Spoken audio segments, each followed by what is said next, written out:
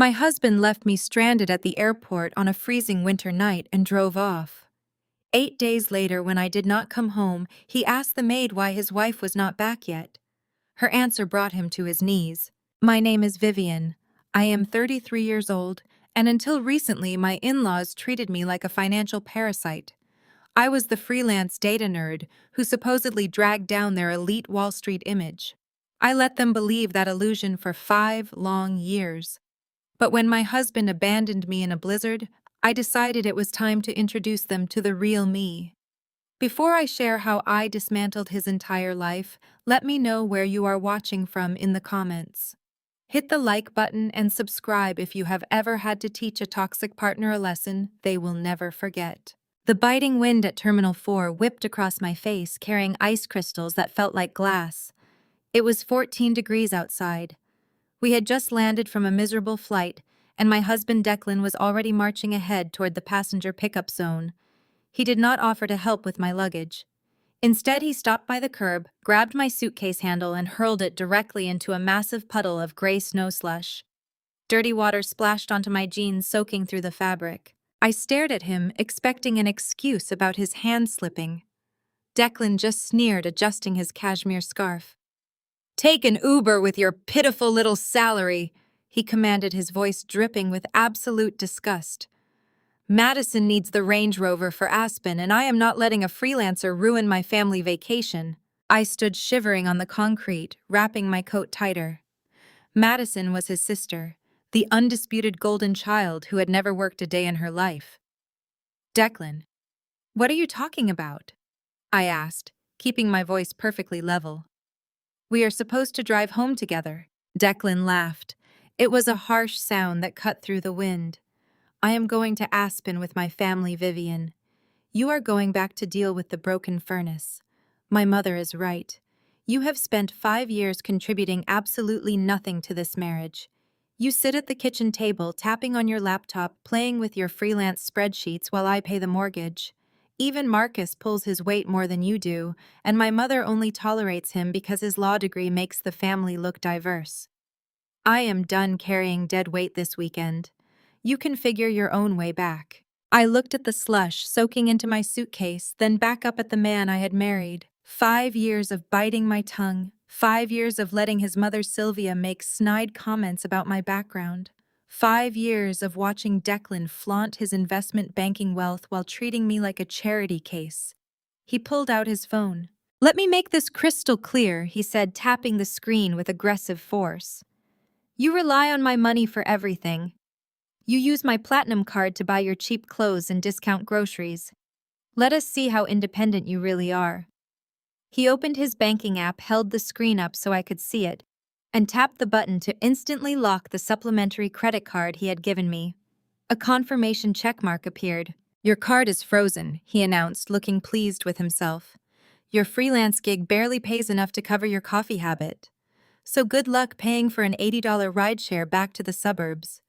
Maybe walking in the snow will give you time to think about how lucky you are that I tolerate your presence." Before I could respond, a sleek silver sports car pulled up to the curb.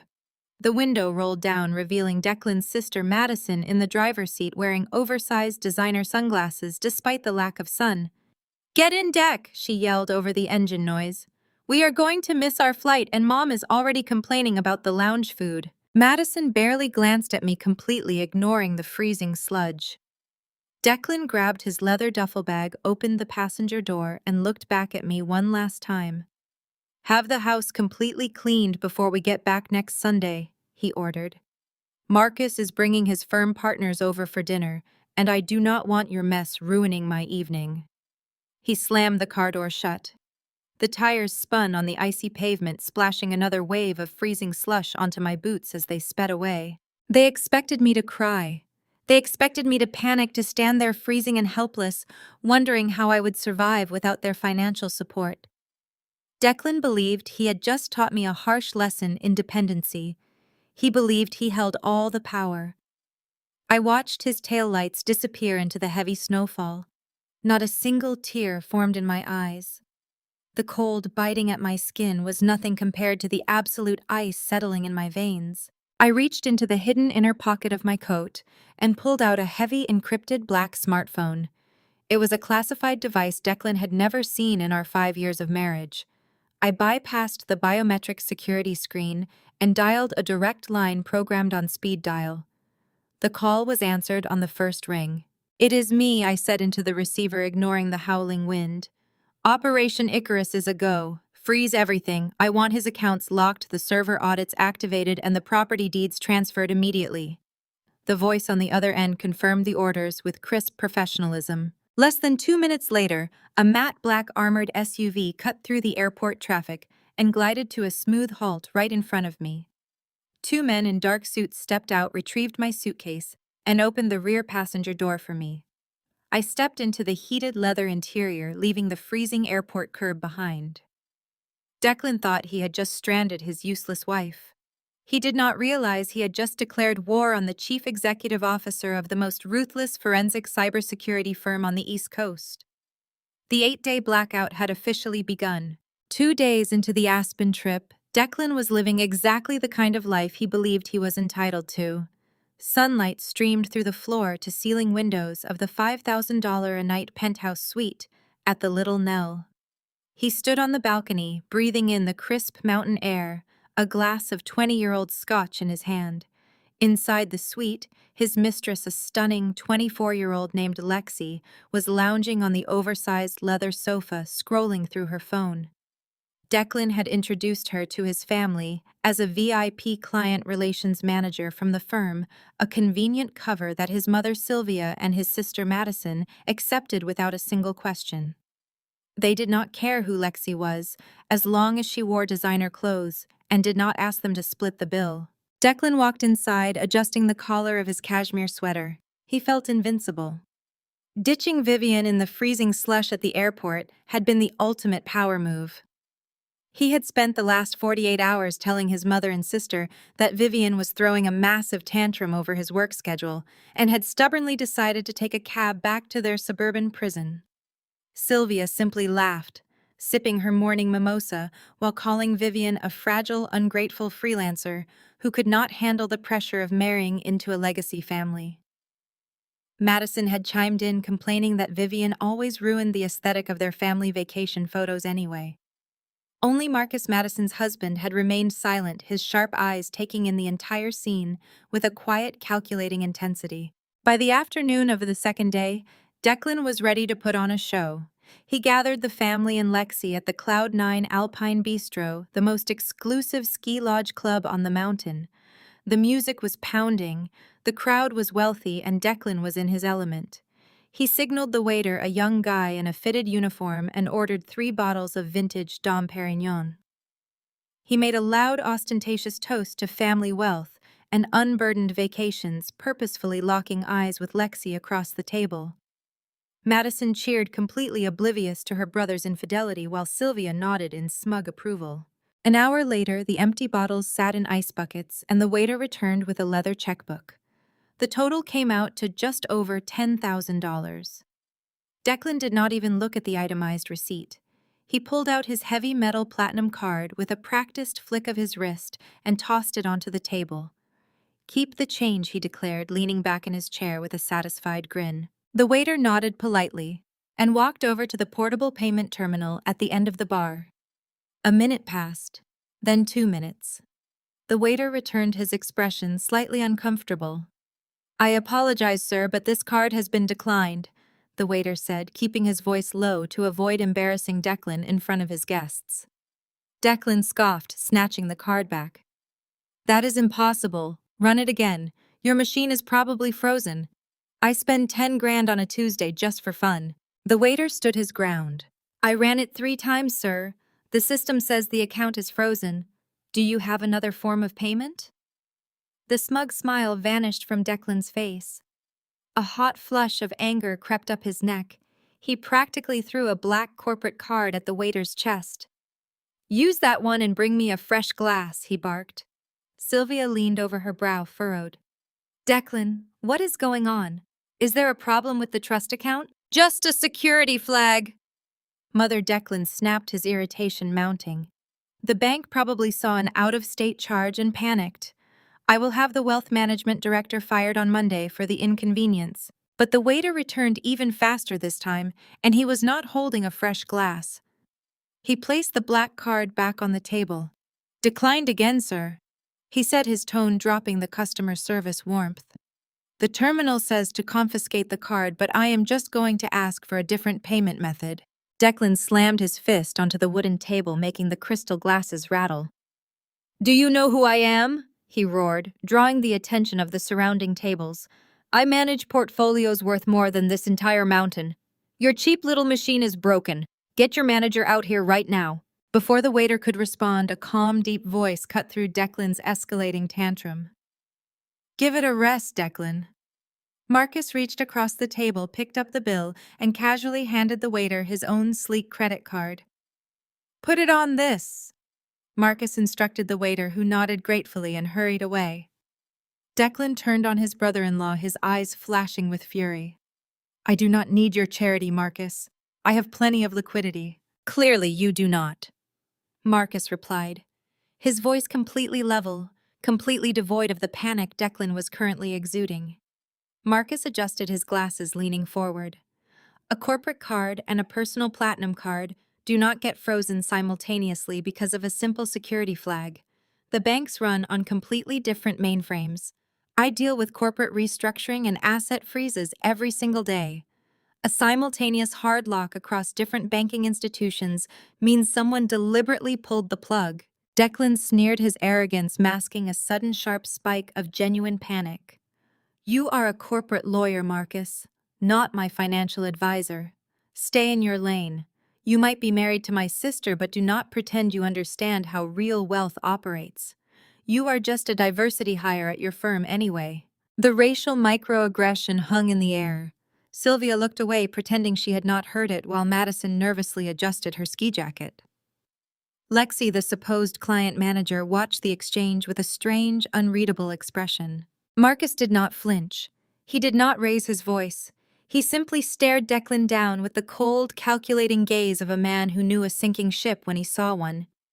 I understand how the law operates, Declan, Marcus said smoothly, and I understand that if the family trust is currently experiencing liquidity issues as the trustee, you are legally obligated to disclose that. So I will ask you one more time. What exactly is going on with the trust accounts? Nothing is going on with the accounts, Declan hissed, leaning across the table until he was inches from Marcus's face. My money is fine. My family's money is fine. Vivian is probably just throwing a tantrum and trying to dispute a charge back home. I will call the bank, verify my identity, and have this sorted out in exactly 5 minutes. You just worry about paying your own bills, Marcus. Declan snatched his phone from his pocket, intending to call his private banker and scream until the accounts were unlocked. He unlocked the screen, ignoring the notification badge on his email app, and tapped his secure banking application. The screen prompted him for his fingerprint scan. Declan pressed his thumb to the sensor. The screen glowed red. An automated text message banner dropped down from the top of his screen, sent directly from the offshore holding company he used to hide his embezzled funds. Access to offshore accounts denied. Fingerprint authentication failed. Declan stared at the glaring red letters. The mountain air felt suffocatingly thin. The music in the lodge seemed to fade into a dull roar. He pressed his thumb to the screen again. He pressed harder, his hands beginning to shake. The warning flashed a second time. Every single safety net, every hidden vault, every dollar he had stolen and tucked away in the Cayman Islands was completely sealed shut. By day 3, Declan faked a market emergency, leaving his family in Aspen, to board a flight back to New York. He rushed into his Wall Street firm before sunrise.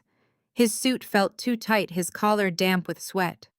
He sprinted across the silent trading floor toward his corner office. Dropping into his chair, he aggressively slammed his keyboard to wake his dual monitors. He needed to manually override the offshore transfer blocks using his firm access.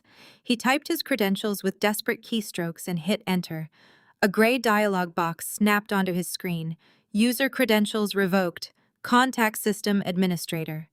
Declan cursed, slamming his fist against the desk. He typed the password again, convinced it was a simple error caused by his shaking hands. The same box appeared, mocking his desperation. Before he could reach his phone to berate the IT department, his heavy glass door swung open. His managing director, Sterling, stood in the doorway. Sterling usually wore a predatory smile, but this morning his face was carved from granite. Two men in cheap suits stood directly behind him, clutching thick plastic cases. Declan, Sterling said, his voice stripped of its usual warmth. "Step away from the computer immediately." Declan froze, his hand still hovering over the mouse. "Sterling, what is going on here?" "The system locked me out. I have client portfolios that need rebalancing before the opening bell." "You do not have clients anymore," Sterling replied, stepping aside to let the two men enter. "These gentlemen are from the compliance division. We received a notice at 2 o'clock this morning. An anonymous whistleblower delivered a heavily documented tip directly to the Securities and Exchange Commission. Every single trade you have executed over the past 5 years is now officially frozen under an independent forensic audit." The air vanished from Declan's lungs. "The SEC," he choked out, forcing a laugh that sounded more like a death rattle. "That is absurd. This is a misunderstanding. A disgruntled competitor is trying to smear my reputation. You know my track record, Sterling." Sterling crossed his arms. "I know that the preliminary data dump provided by the whistleblower showed massive irregularities in the family trust accounts you manage. The feds are bringing in an elite external cybersecurity firm to rip apart your entire digital footprint. We are seizing your hard drives, your company phone, and every physical file in this room. You are suspended pending the results of the investigation. Hand over your keycard, Declan." Declan felt the room tilt. He handed over his plastic access card with trembling fingers, his mind racing through 100 different panicked scenarios. He needed to get out of the building. He needed a secure connection. He grabbed his personal cell phone and his briefcase, brushing past the compliance officers without another word. He practically sprinted to the elevator, hammering the lobby button. As the steel doors closed, a desperate thought pierced through his mounting terror. Vivian. He needed Vivian. For years, she had fixed every minor technological issue he encountered, quietly managing the home network, recovering lost passwords, and untangling complicated software glitches, while he belittled her freelance career. She was a spreadsheet nerd. She knew how to navigate firewalls. If he could just get her to bypass the security lock on his personal laptop at home, he could wire the remaining emergency cash to an untraceable crypto wallet before the auditors dug deep enough to freeze those secondary accounts, too. He pulled out his phone and dialed her number. He would demand she drop whatever meaningless data entry task she was doing and fix his problem. He would yell, he would threaten to cut off her household allowance. He would do whatever it took to make her obey. The line did not even ring. A harsh automated voice immediately filled his ear. "We are sorry, the number you have reached has been disconnected or is no longer in service." Declan stopped breathing. He stared at the screen, bewildered. He dialed again, jabbing his thumb against the glass. The same automated message played, echoing loudly in the empty elevator car. Disconnected. That was impossible. He paid her phone bill. He controlled the family plan. He tried calling the home landline, but that too went straight to a dead dial tone. A cold knot of genuine fear settled in the pit of his stomach. He burst out of the elevator and rushed onto the busy Manhattan sidewalk, ignoring the freezing wind cutting through his unbuttoned suit jacket. He hailed a taxi, tossing a $50 bill and demanding to be taken to his estate immediately. Sitting in the cab, Declan frantically opened his personal email app. He needed to find a way to reach her, maybe send an aggressive email, demanding she call him the second she logged online. But before he could draft the message, his inbox refreshed. A new email sat at the very top, sent from a heavily encrypted, untraceable address. There was no subject line. There was no text in the body of the email. There was only a single attachment, an audio file. Declan felt a bead of sweat roll down the side of his neck. His thumb hovered over the attachment for an agonizing second before he tapped it. The audio player opened, and a crisp, perfectly clear recording began to play through his phone speaker. He recognized the voices instantly. It was his own voice followed by the sultry laughing tone of Lexi, his mistress. "Do not worry about the hotel bill, baby," his recorded voice boasted. "I skimmed another 50 grand from Madison's trust account this morning. My sister is too stupid to check the ledgers, and my wife is too busy playing with her little freelance charts to notice the wire transfers. We have all the money we need for Miami next month." Then the recording clicked off. Declan immediately dropped his phone onto the floor of the taxi, as if it had burned him. Declan stared at the mobile device resting on the rubber floor mat of the taxi. The voice of his mistress echoing in his ears was instantly replaced by the harsh, unrelenting honking of Manhattan traffic. Vivian knew. She knew absolutely everything.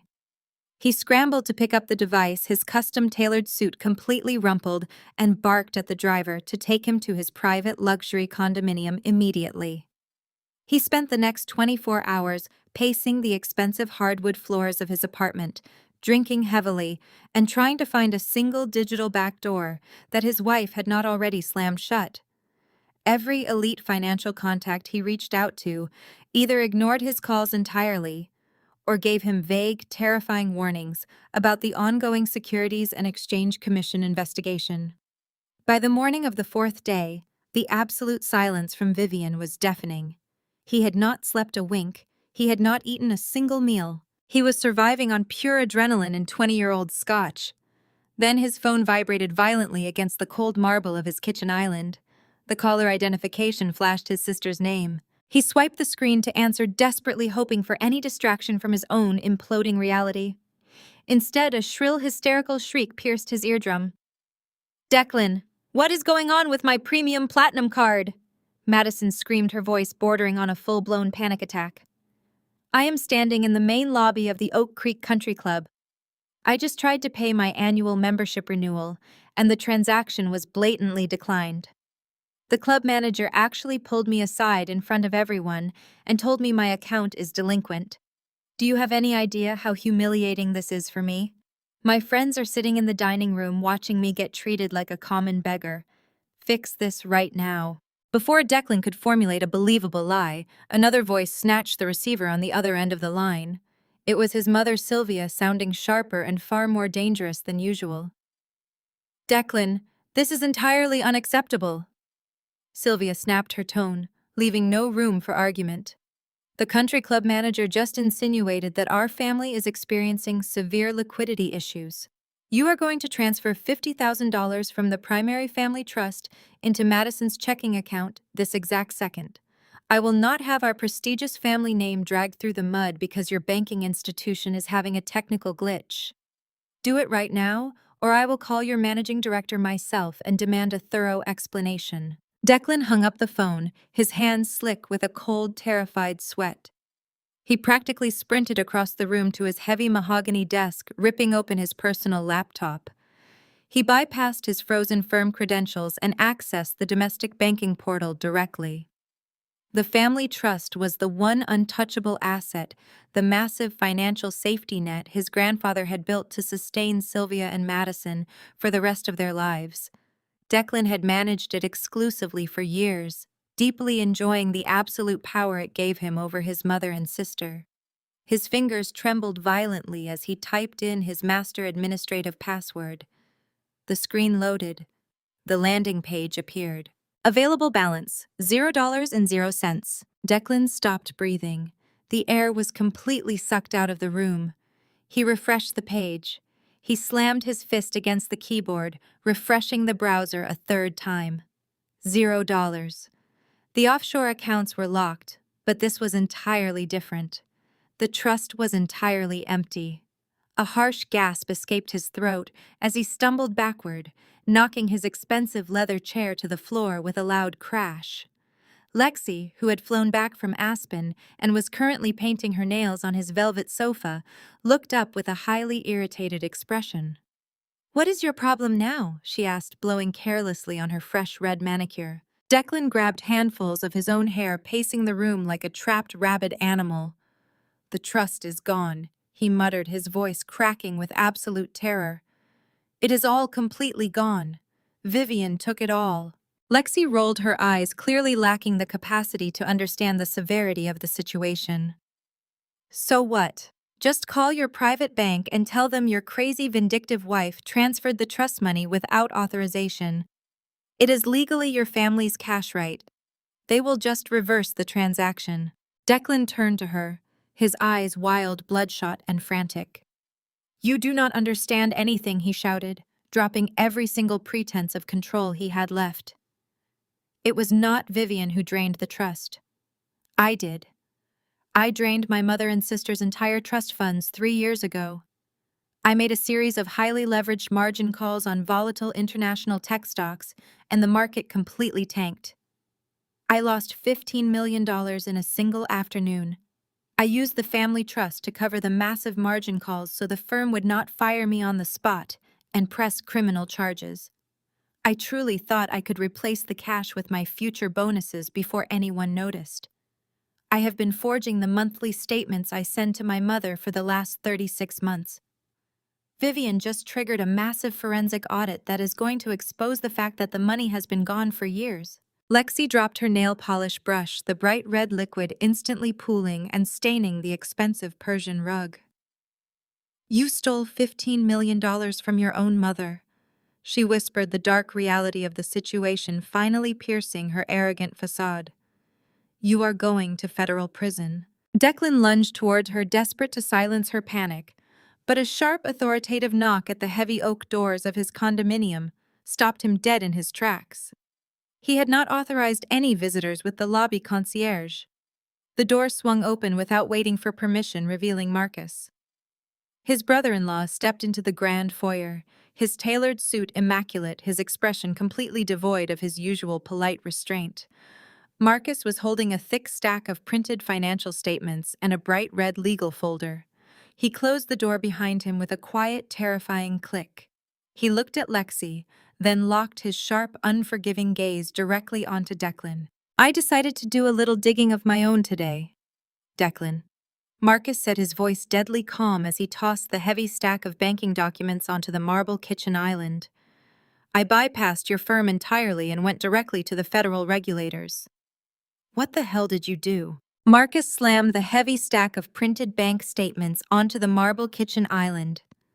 The sharp, aggressive smack echoed through the cavernous penthouse, cutting through the thick tension in the room. Declan stared at the papers, his chest heaving, his mind frantically scrambling to assemble a coherent lie. Lexi, sensing the impending explosion, slowly backed away toward the front door, her eyes wide with panic. Declan forced a harsh, dismissive laugh, violently straightening his rumpled suit jacket. What kind of amateur hour investigation is this, Marcus? You print out some glitched internal memos, and suddenly you think you are the lead prosecutor for the SEC.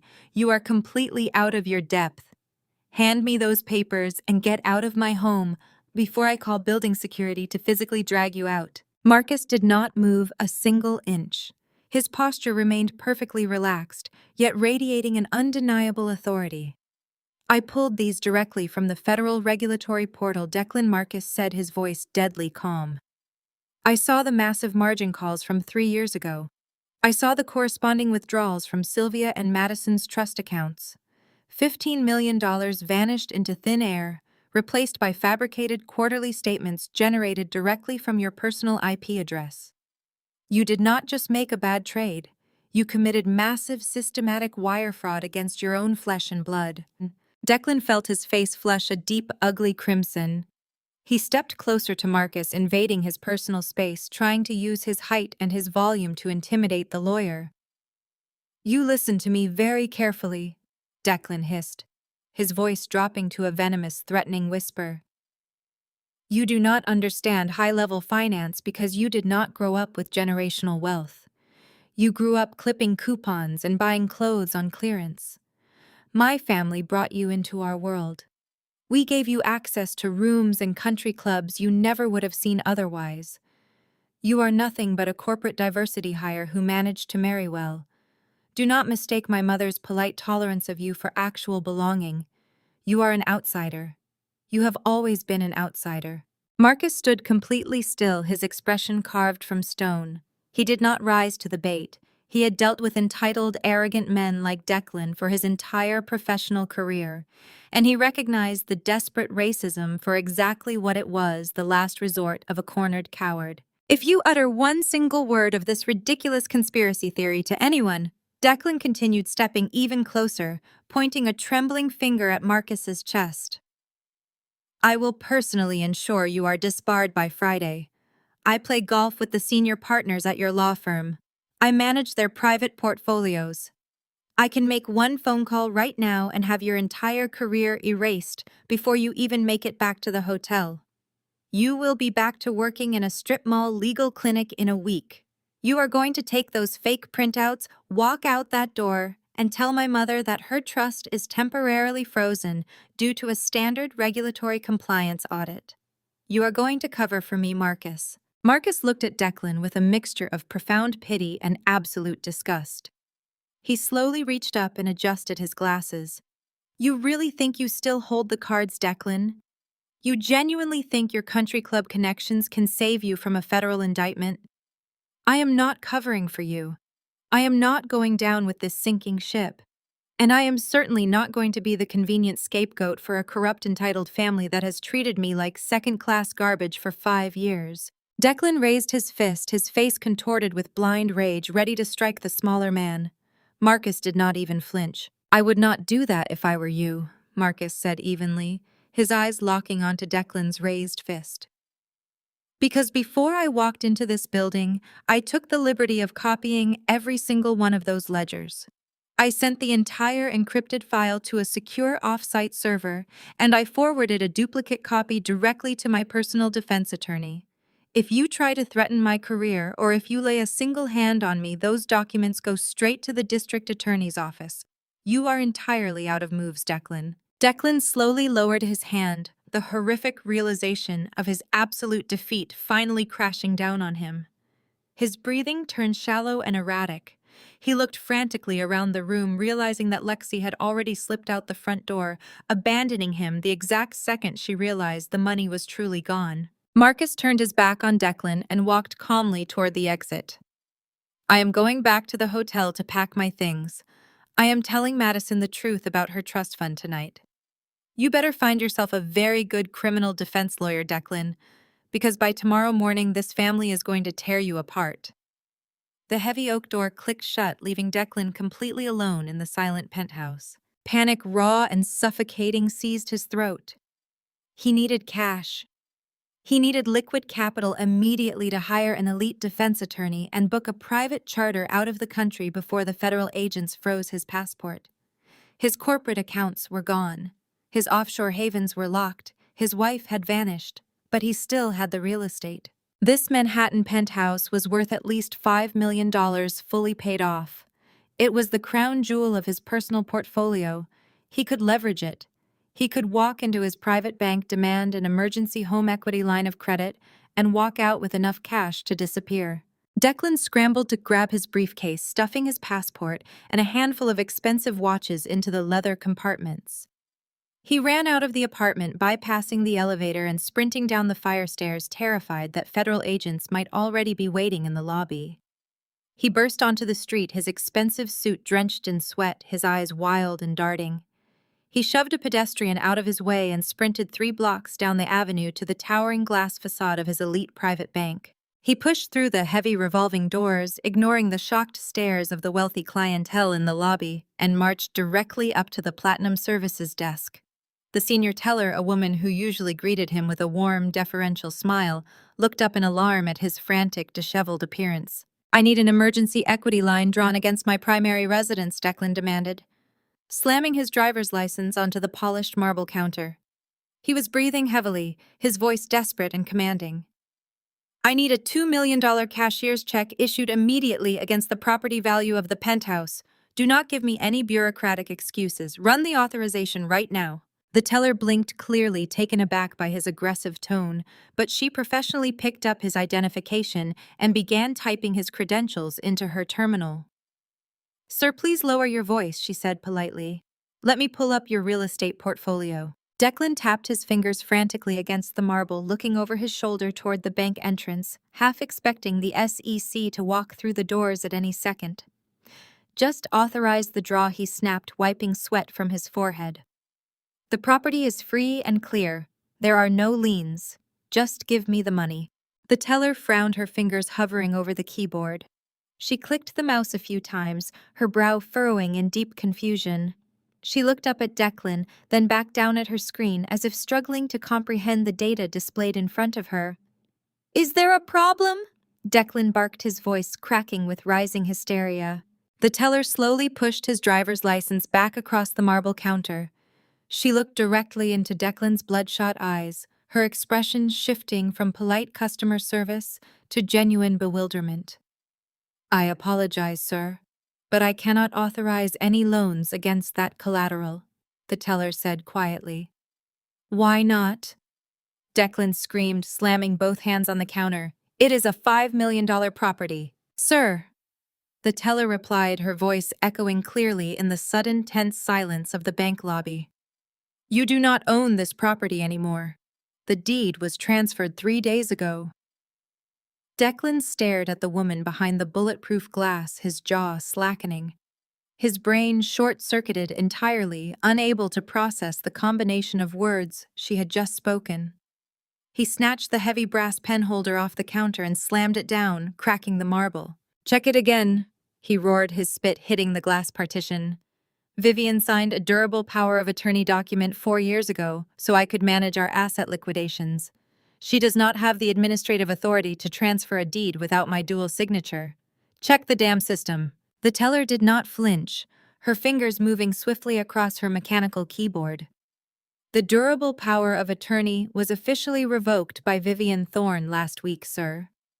Following the revocation, she executed a unilateral transfer of the property into an irrevocable blind trust. You are no longer listed as an authorized party on the deed or the corresponding equity lines. I'm going to have to ask you to step away from the counter before I trigger the silent alarm. Declan stumbled backward as if he had been physically struck in the chest.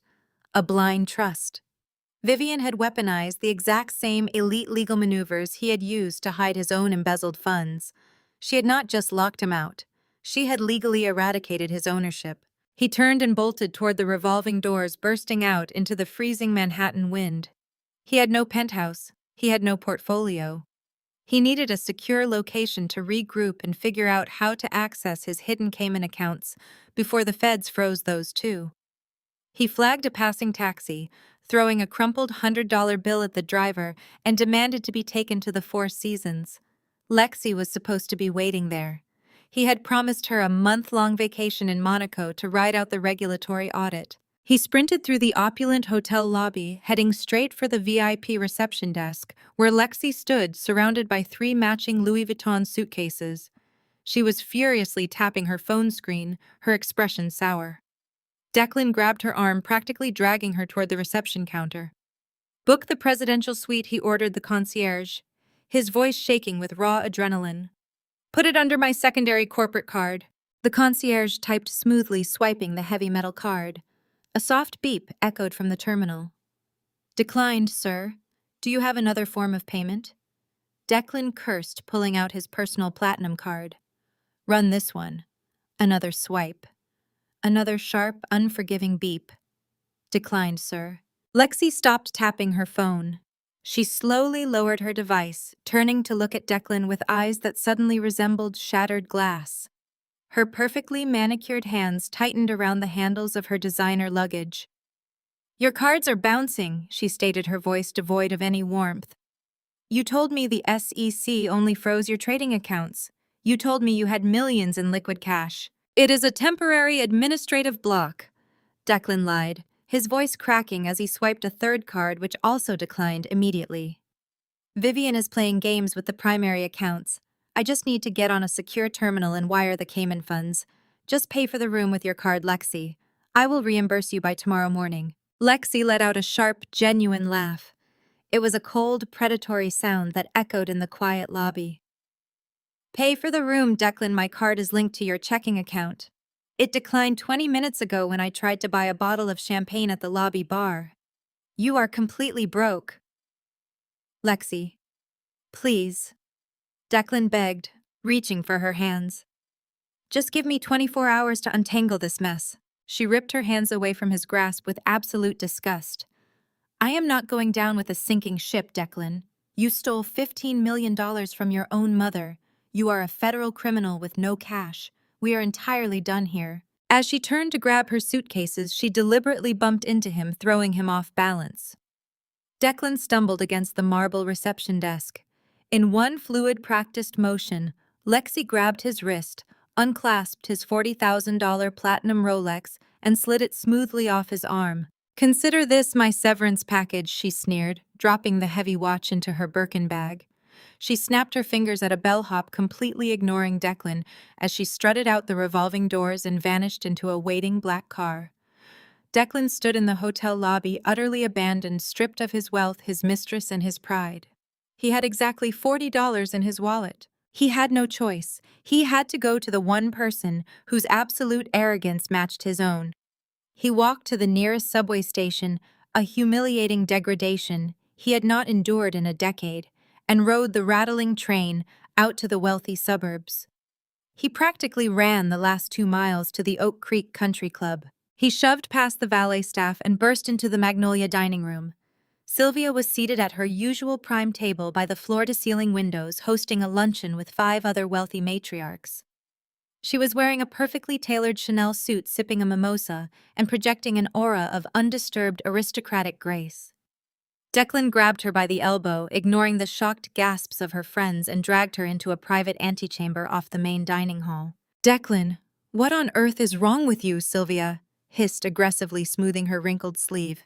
You look like a vagrant. You are embarrassing me in front of the board members. The money is gone. Mother. Declan choked out, tears of genuine panic welling in his eyes. Vivian froze everything. The firm locked me out. Marcus went to the feds. I have absolutely nothing left. You need to write me a check right now so I can hire a defense attorney and get out of the country. Sylvia stared at him, but she did not look angry at him. Instead, her face twisted into a mask of pure delusional, self-righteous indignation directed entirely at Vivian. I always knew that treacherous low-class freelancer was a parasite. Sylvia spat, clutching her diamond necklace. She has hacked our accounts. She has manipulated the digital ledgers to steal our generational wealth. This is exactly what happens when you marry beneath your station, Declan. She is trying to financially terrorize us because she knows she will never truly belong in our circle. We will destroy her in court. We will have her arrested for cyber terrorism. She is completely detached from reality, Declan realized. She was projecting her own elitist arrogance onto a situation where her son had literally embezzled millions, refusing to believe that her golden child could be a criminal. We will call the club's board of directors. Sylvia continued, her eyes wide and manic. We will have Vivian permanently blacklisted from every social register in the tri-state area. She thinks she can steal from the Thorne family. I will see her penniless and begging on the street. Declan nodded frantically, desperate to hide behind his mother's twisted delusions. Yes, we will destroy her. But Mother, I need cash right now. The heavy mahogany doors of the dining room suddenly burst open with a violently loud crash, shattering Sylvia's comforting lies. 3 men wearing dark windbreakers with thick yellow letters spelling FBI across the back marched directly onto the pristine dining floor. The clinking of crystal glasses and polite aristocratic chatter died instantly. A lead agent held up a thick manila envelope, his voice booming over the stunned silence of the country club elite. We are looking for Declan Thorne. We have a federal subpoena and a warrant for his immediate arrest regarding multiple counts of wire fraud, embezzlement, and grand larceny. Sylvia shrieked, dropping her mimosa glass. The crystal shattered sharply against the hardwood floor. Madison, who had just walked in from the tennis courts, froze in absolute horror as the entire club turned to watch their family's spectacular public execution. Declan did not hesitate. He did not step forward to protect his mother's dignity or shield his sister from the humiliation. He abandoned them instantly. He ducked behind a heavy velvet curtain, slipped through the swinging service doors, and sprinted blindly into the chaotic, steaming heat of the commercial kitchen, shoving past terrified line cooks as he ran for his life. Declan crashed through the heavy metal exit doors of the Oak Creek Country Club kitchen, tumbling violently into the humid, garbage-scented alleyway. He did not stop running until his lungs burned with the taste of copper and his expensive Italian leather shoes were scuffed beyond repair. He spent the entire night huddled in the damp corner of a 24-hour diner on the absolute edge of the city limits, nursing a single cup of bitter black coffee. He jumped at every siren that wailed past the greasy front windows, pulling his suit collar up around his neck. He was a hunted man, and the federal government was closing the net. By the time the sun set on the 6th day of his waking nightmare, Declan was entirely unrecognizable from the arrogant financial titan he had been just a week prior. His bespoke designer suit was heavily stained and torn at the knee. He had not shaved, leaving a dark, patchy shadow across his jawline. He smelled of stale sweat, cheap diner grease, and sheer, unfiltered panic. He had run out of cash hours ago, his remaining $40 spent on a prepaid burner phone that he was too utterly terrified to even power on. Convinced federal agents were triangulating his exact GPS coordinates. He needed his absolute last resort. Hidden behind a false oak panel in the master suite walk, in closet of his primary suburban estate, was a fireproof biometric wall safe. It contained $200,000 in tightly banded, untraceable $100 bills, a thick stack of unregistered bearer bonds, and a pristine, highly illegal secondary passport.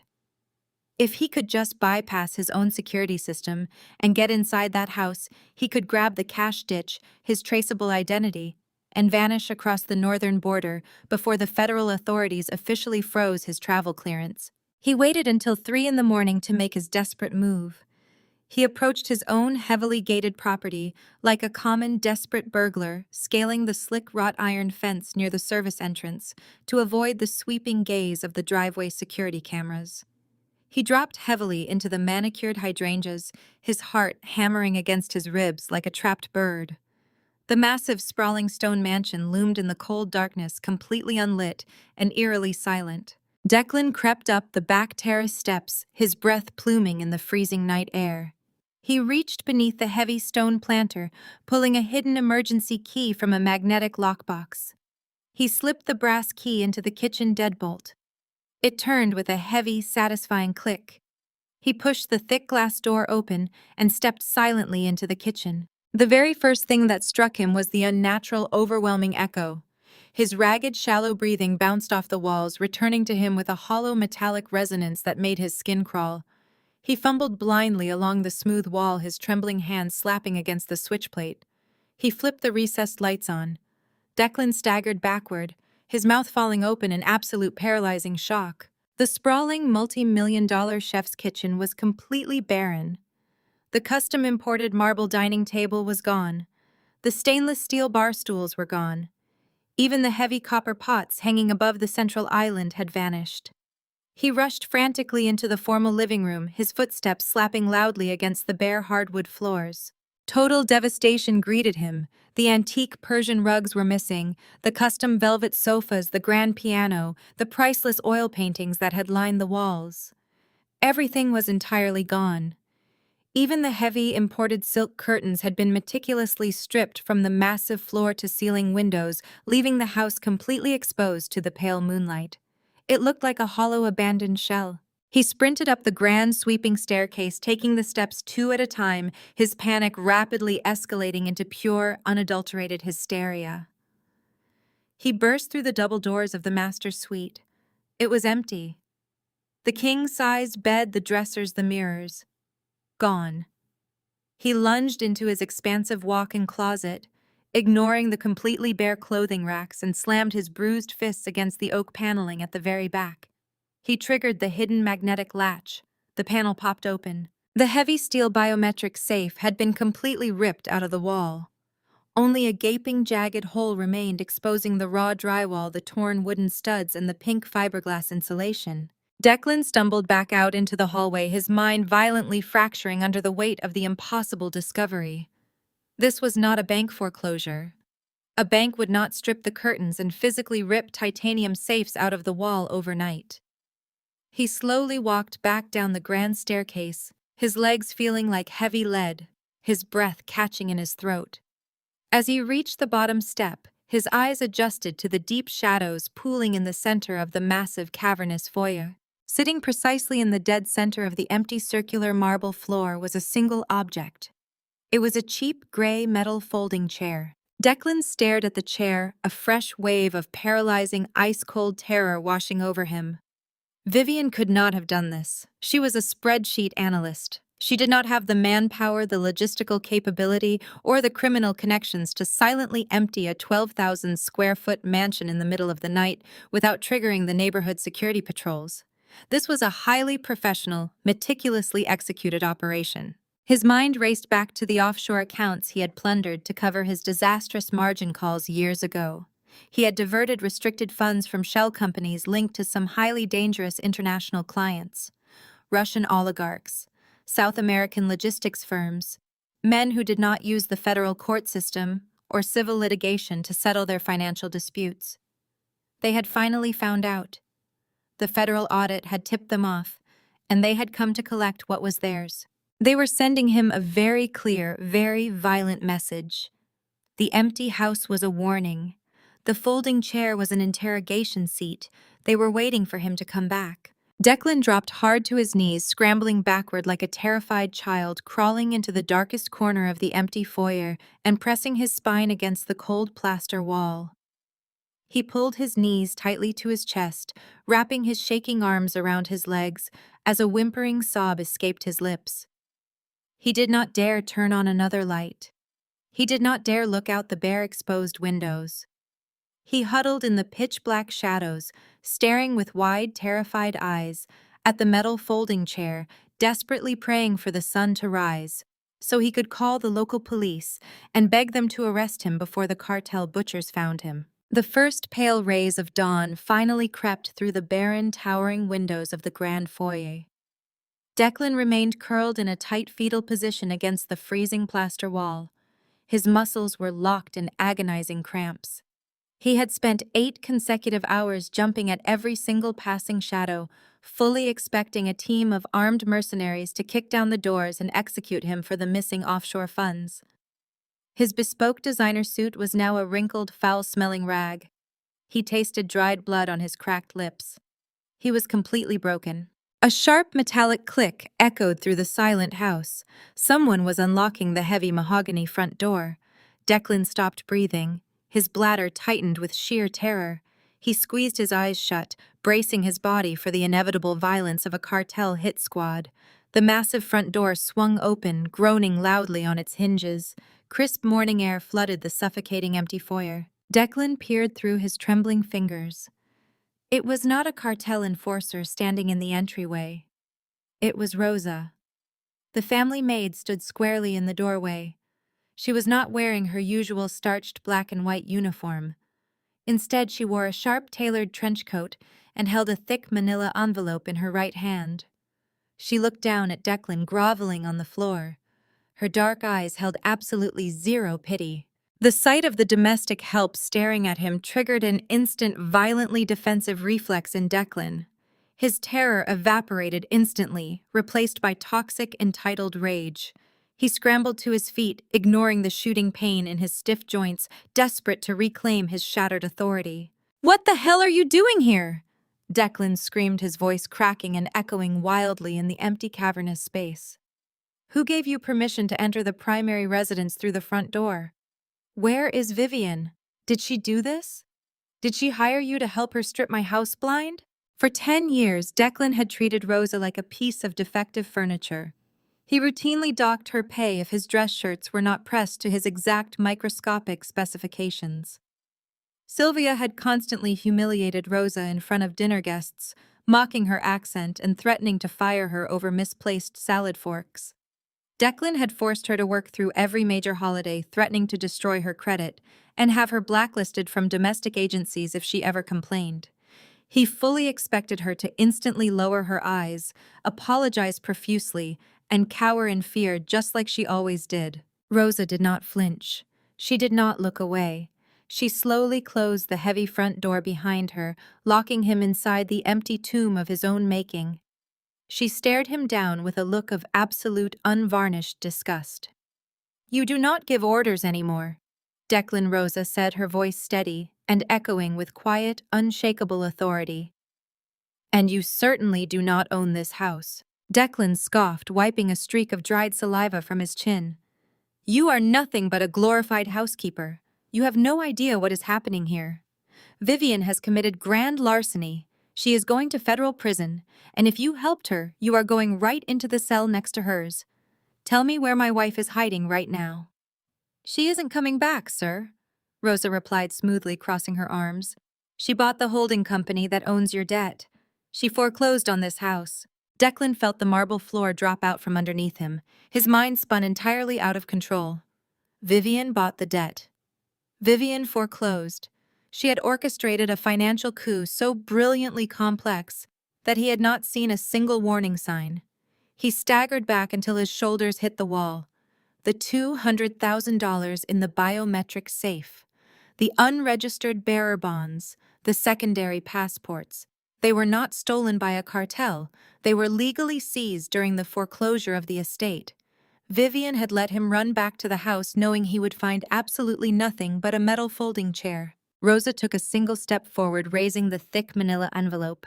"She told me to deliver this directly to your hands. She said you would be hiding in the dark like a frightened rat. She told me to tell you one last thing." Rosa paused, her eyes locking onto his terrified, bloodshot face. "Check your IRS mail." Rosa dropped the heavy envelope. It hit the marble floor right at Declan's ruined designer shoes with a loud, definitive slap. Without waiting for a single response, she turned on her heel, opened the front door, and walked out into the bright morning sun. She did not bother to close the door behind her. Declan fell heavily to his knees.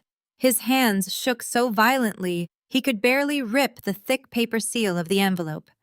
He pulled out a massive stack of federal documents stamped with the terrifying official seal of the United States Treasury. It was a notice of absolute asset seizure.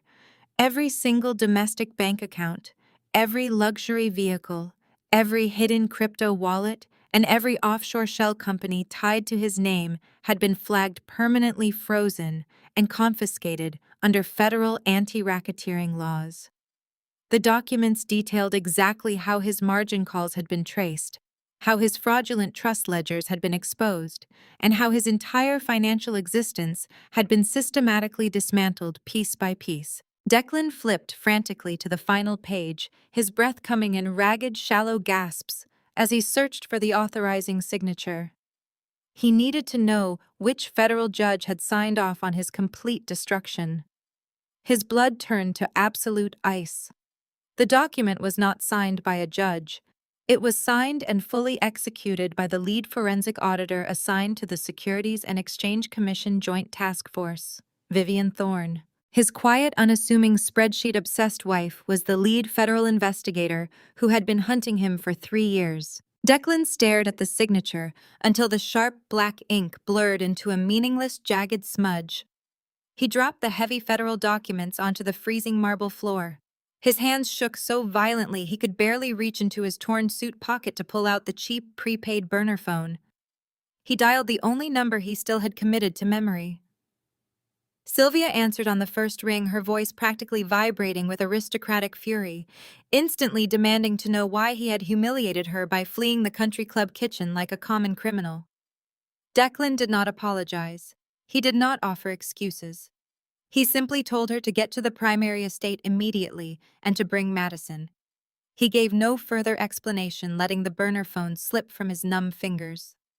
He waited in the silent, stripped mansion, his mind completely shattered. Less than an hour later, the aggressive crunch of tires on gravel announced their arrival. The heavy mahogany front doors, which Rosa had deliberately left wide open to the freezing morning air, swung all the way back against the drywall. Sylvia Thorne marched into the grand foyer. She was still wearing her immaculate Chanel suit, her chin raised high, her eyes narrowed, and ready to deliver a blistering lecture on optics, reputation, and family loyalty. Madison trailed closely behind her, clutching a leather tennis bag, rolling her eyes in preemptive annoyance at whatever dramatic crisis her brother had manufactured this time. Both women stopped absolutely dead in their tracks. The sheer acoustic emptiness of the massive space hit them instantly. Sylvia looked up at the towering ceiling where the imported custom crystal chandelier used to hang. She looked at the barren walls where priceless European oil paintings had been meticulously displayed for over a decade. She looked at the single gray metal folding chair sitting in the exact center of the room. Finally, her gaze dropped to her golden child. Declan was sitting in the corner, clutching his knees to his chest, surrounded by scattered federal asset seizure notices. "What is the exact meaning of this?" Declan Sylvia demanded, her voice echoing sharply off the bare plaster walls. "Where is the antique furniture? Where is the staff? Why are you sitting on the bare floor, looking like a psychotic vagrant? Get up right now and explain yourself before I call the local authorities to report a massive robbery."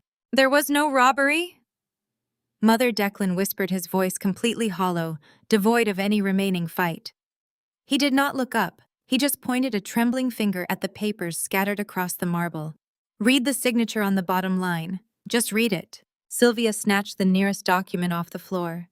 She aggressively adjusted her reading glasses, her eyes scanning the dense legal jargon detailing the complete and permanent freezing of the Thorne family portfolio.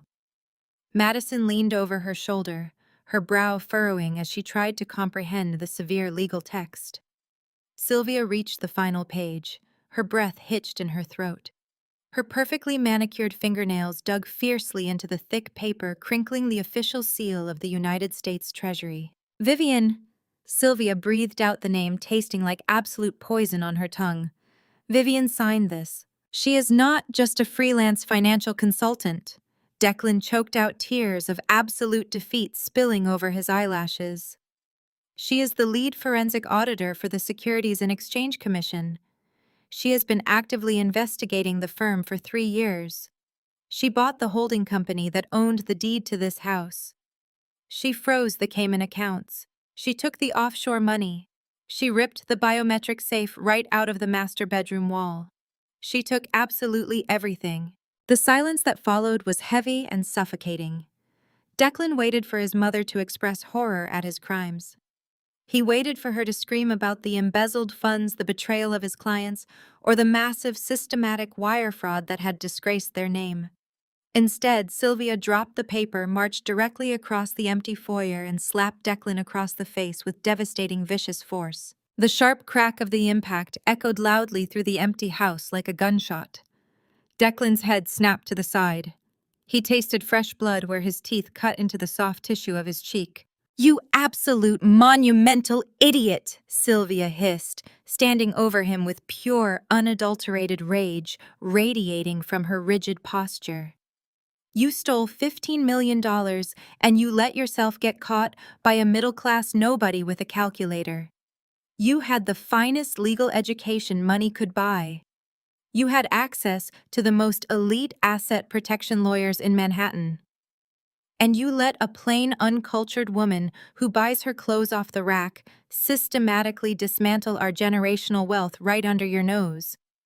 You let a woman we barely tolerated at Thanksgiving dinner execute a hostile takeover of our entire lives. You are a profound embarrassment to the Thorne name." Madison dropped her tennis bag. It hit the floor with a heavy, dull thud. "Wait," Madison stammered, her voice pitching upward into a shrill, panicked frequency. "What do you mean she took everything? What about my trust fund? What about the capital for my upcoming Hamptons gala? I have high-end vendors waiting for their deposits today. Declan, look at me and tell me my accounts are secure." Declan let out a dry, hacking laugh that sounded more like a cough. "There are no accounts, Maddie. There is no gala. There is no trust fund." Vivian wiped the slate totally clean. "You are completely broke. We all are." Madison's face contorted into an ugly mask of pure terror and unchecked rage. "You ruined my life!" she screamed, stepping forward and violently kicking the pile of federal documents across the room. "My friends are going to read about this in the Financial Times. The country club board will permanently revoke my membership. I am engaged to a state senator. His family will cancel the wedding the exact second they find out I am penniless. You greedy, arrogant pig. You destroyed my entire social standing. I am supposed to be in St. Bart's next week. I have a fitting with Vera Wang. How am I supposed to pay for anything? I was trying to save this family." Declan roared back, finally scrambling to his feet, his adrenaline spiking as he backed away from his sister. I took those risks to keep us on top. None of you cared where the money came from when you were flying private to Monaco and buying summer homes in Aspen. Before Sylvia could deliver another blistering insult, the sound of heavy footsteps crunching on the gravel driveway cut through their screaming match. All three of them froze, turning slowly toward the open doorway. A figure stepped into the grand foyer, his polished leather shoes clicking sharply against the marble. It was Marcus. However, he was not dressed in his usual relaxed weekend attire. He wore a razor-sharp charcoal gray Tom Ford suit and carried a sleek leather briefcase. He did not look like the compliant, quiet brother-in-law they had mocked and belittled for half a decade. He adjusted his cuffs, his eyes sweeping over the pathetic sight of his former in-laws.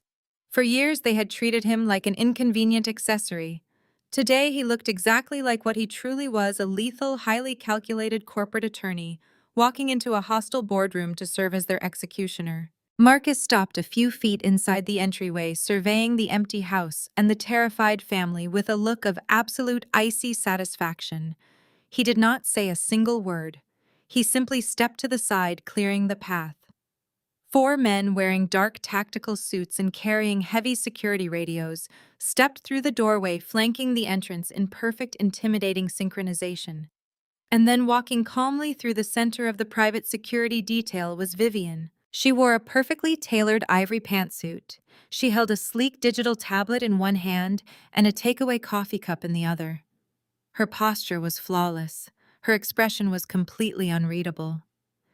She walked into the center of the foyer, stepping right past the folding chair, and looked directly into Declan's terrified eyes. She walked into the center of the foyer, stepping right past the folding chair, and looked directly into Declan's terrified eyes. Sylvia broke the silence. She stepped forward, physically pushing past Declan, her face twisted into a mask of aristocratic fury. The initial shock of seeing Vivian flanked by armed guards evaporated instantly, replaced by the toxic entitlement that had defined her entire existence. "You impudent, calculating little thief!" Sylvia shrieked, her voice echoing violently off the bare walls of the grand foyer. "How dare you orchestrate this ridiculous theatrical stunt in my family home? You think you can use a temporary bureaucratic glitch to extort us? You think because you manipulated a few spreadsheets you suddenly hold the power here? I want the deeds transferred back this exact second.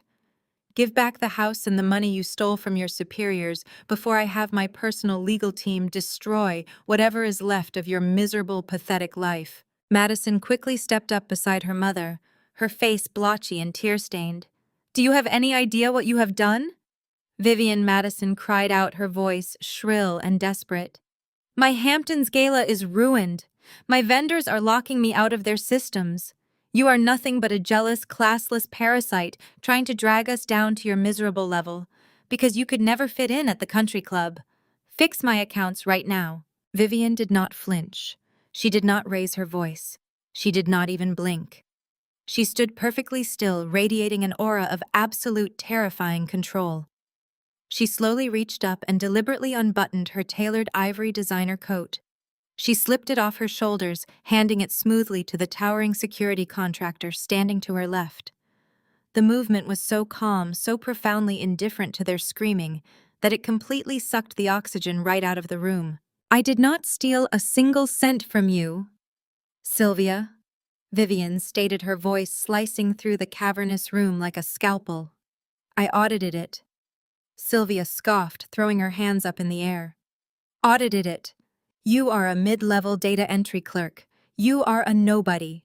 You do not have the authority to audit a lemonade stand, let alone a multi-billion-dollar financial empire." Vivian finally tore her gaze away from Declan and looked at Sylvia with cold, unvarnished pity.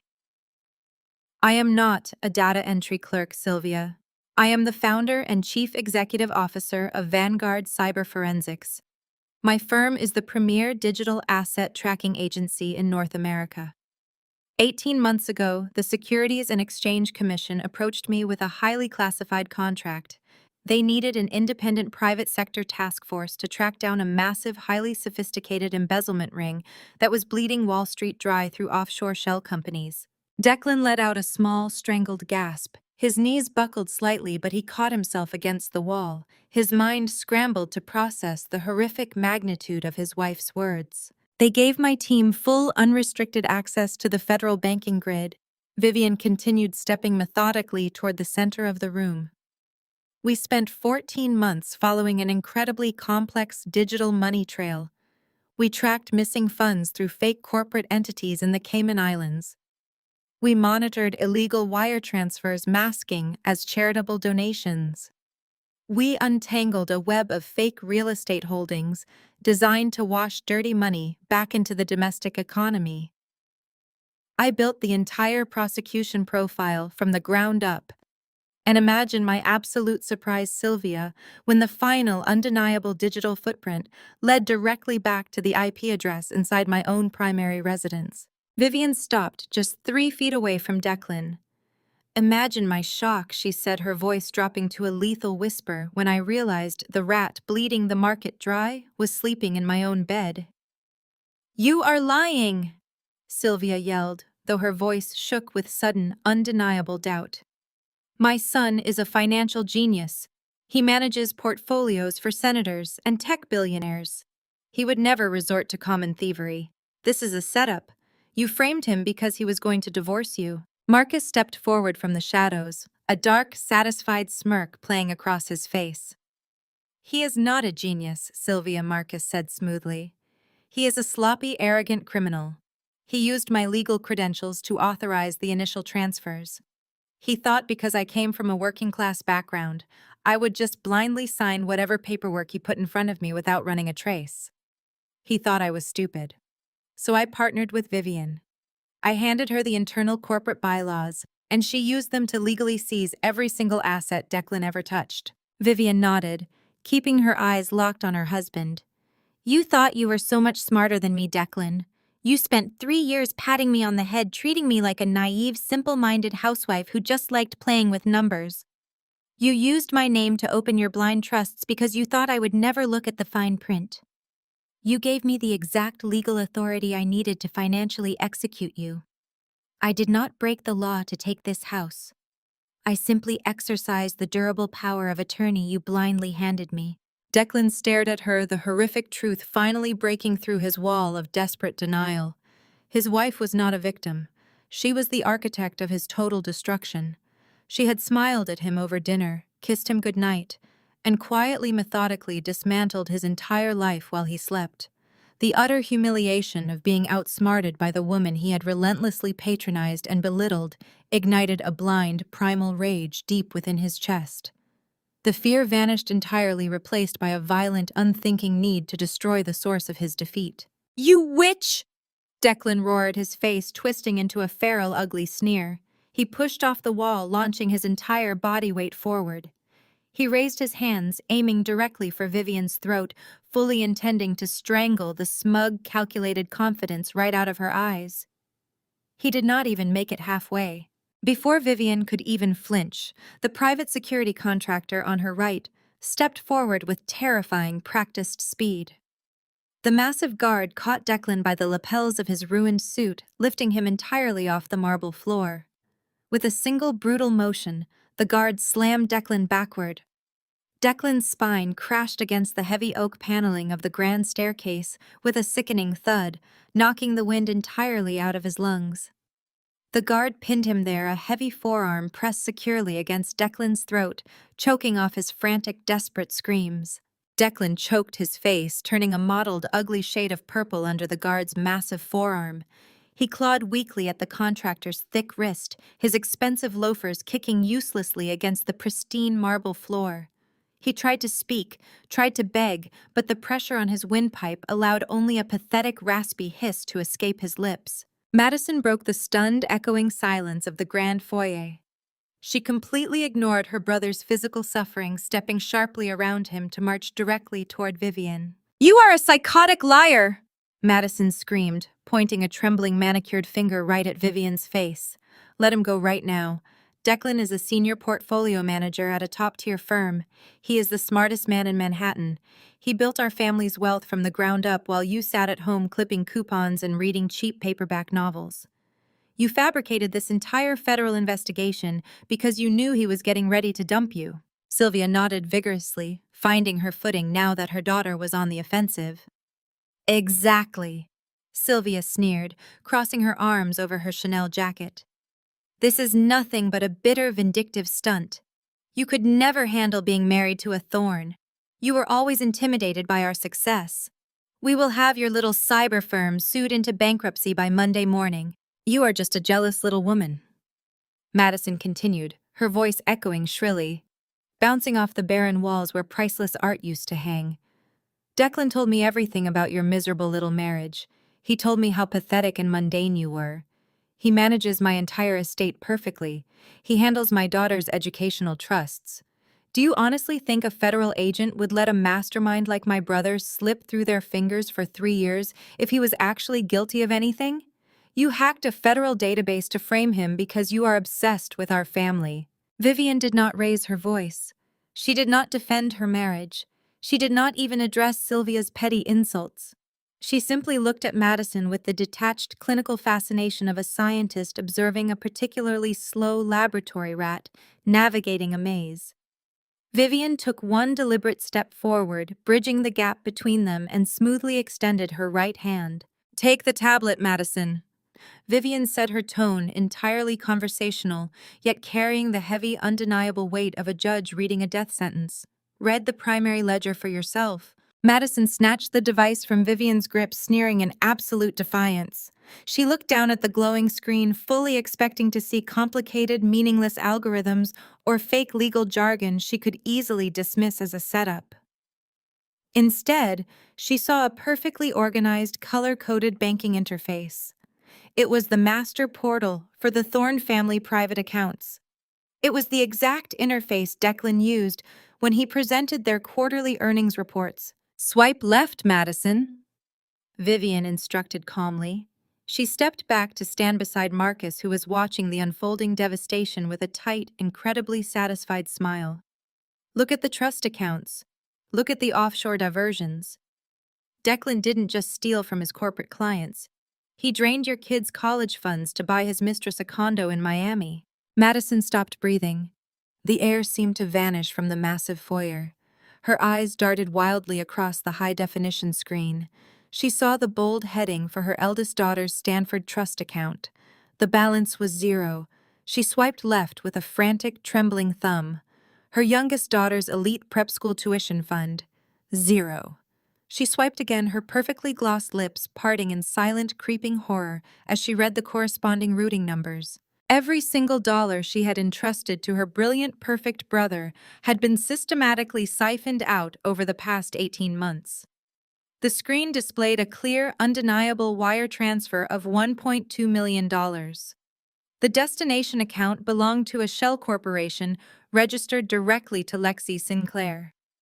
The memo line on the internal banking document literally read, "South Beach penthouse down payment." "Let me see that," Sylvia snapped, reaching for the tablet, refusing to surrender her delusions.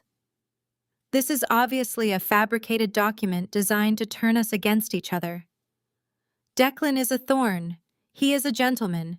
He would never steal from his own blood. We protect our own." Madison ignored her mother completely. She stared at the screen, her mind violently processing the exact dates of the transfers.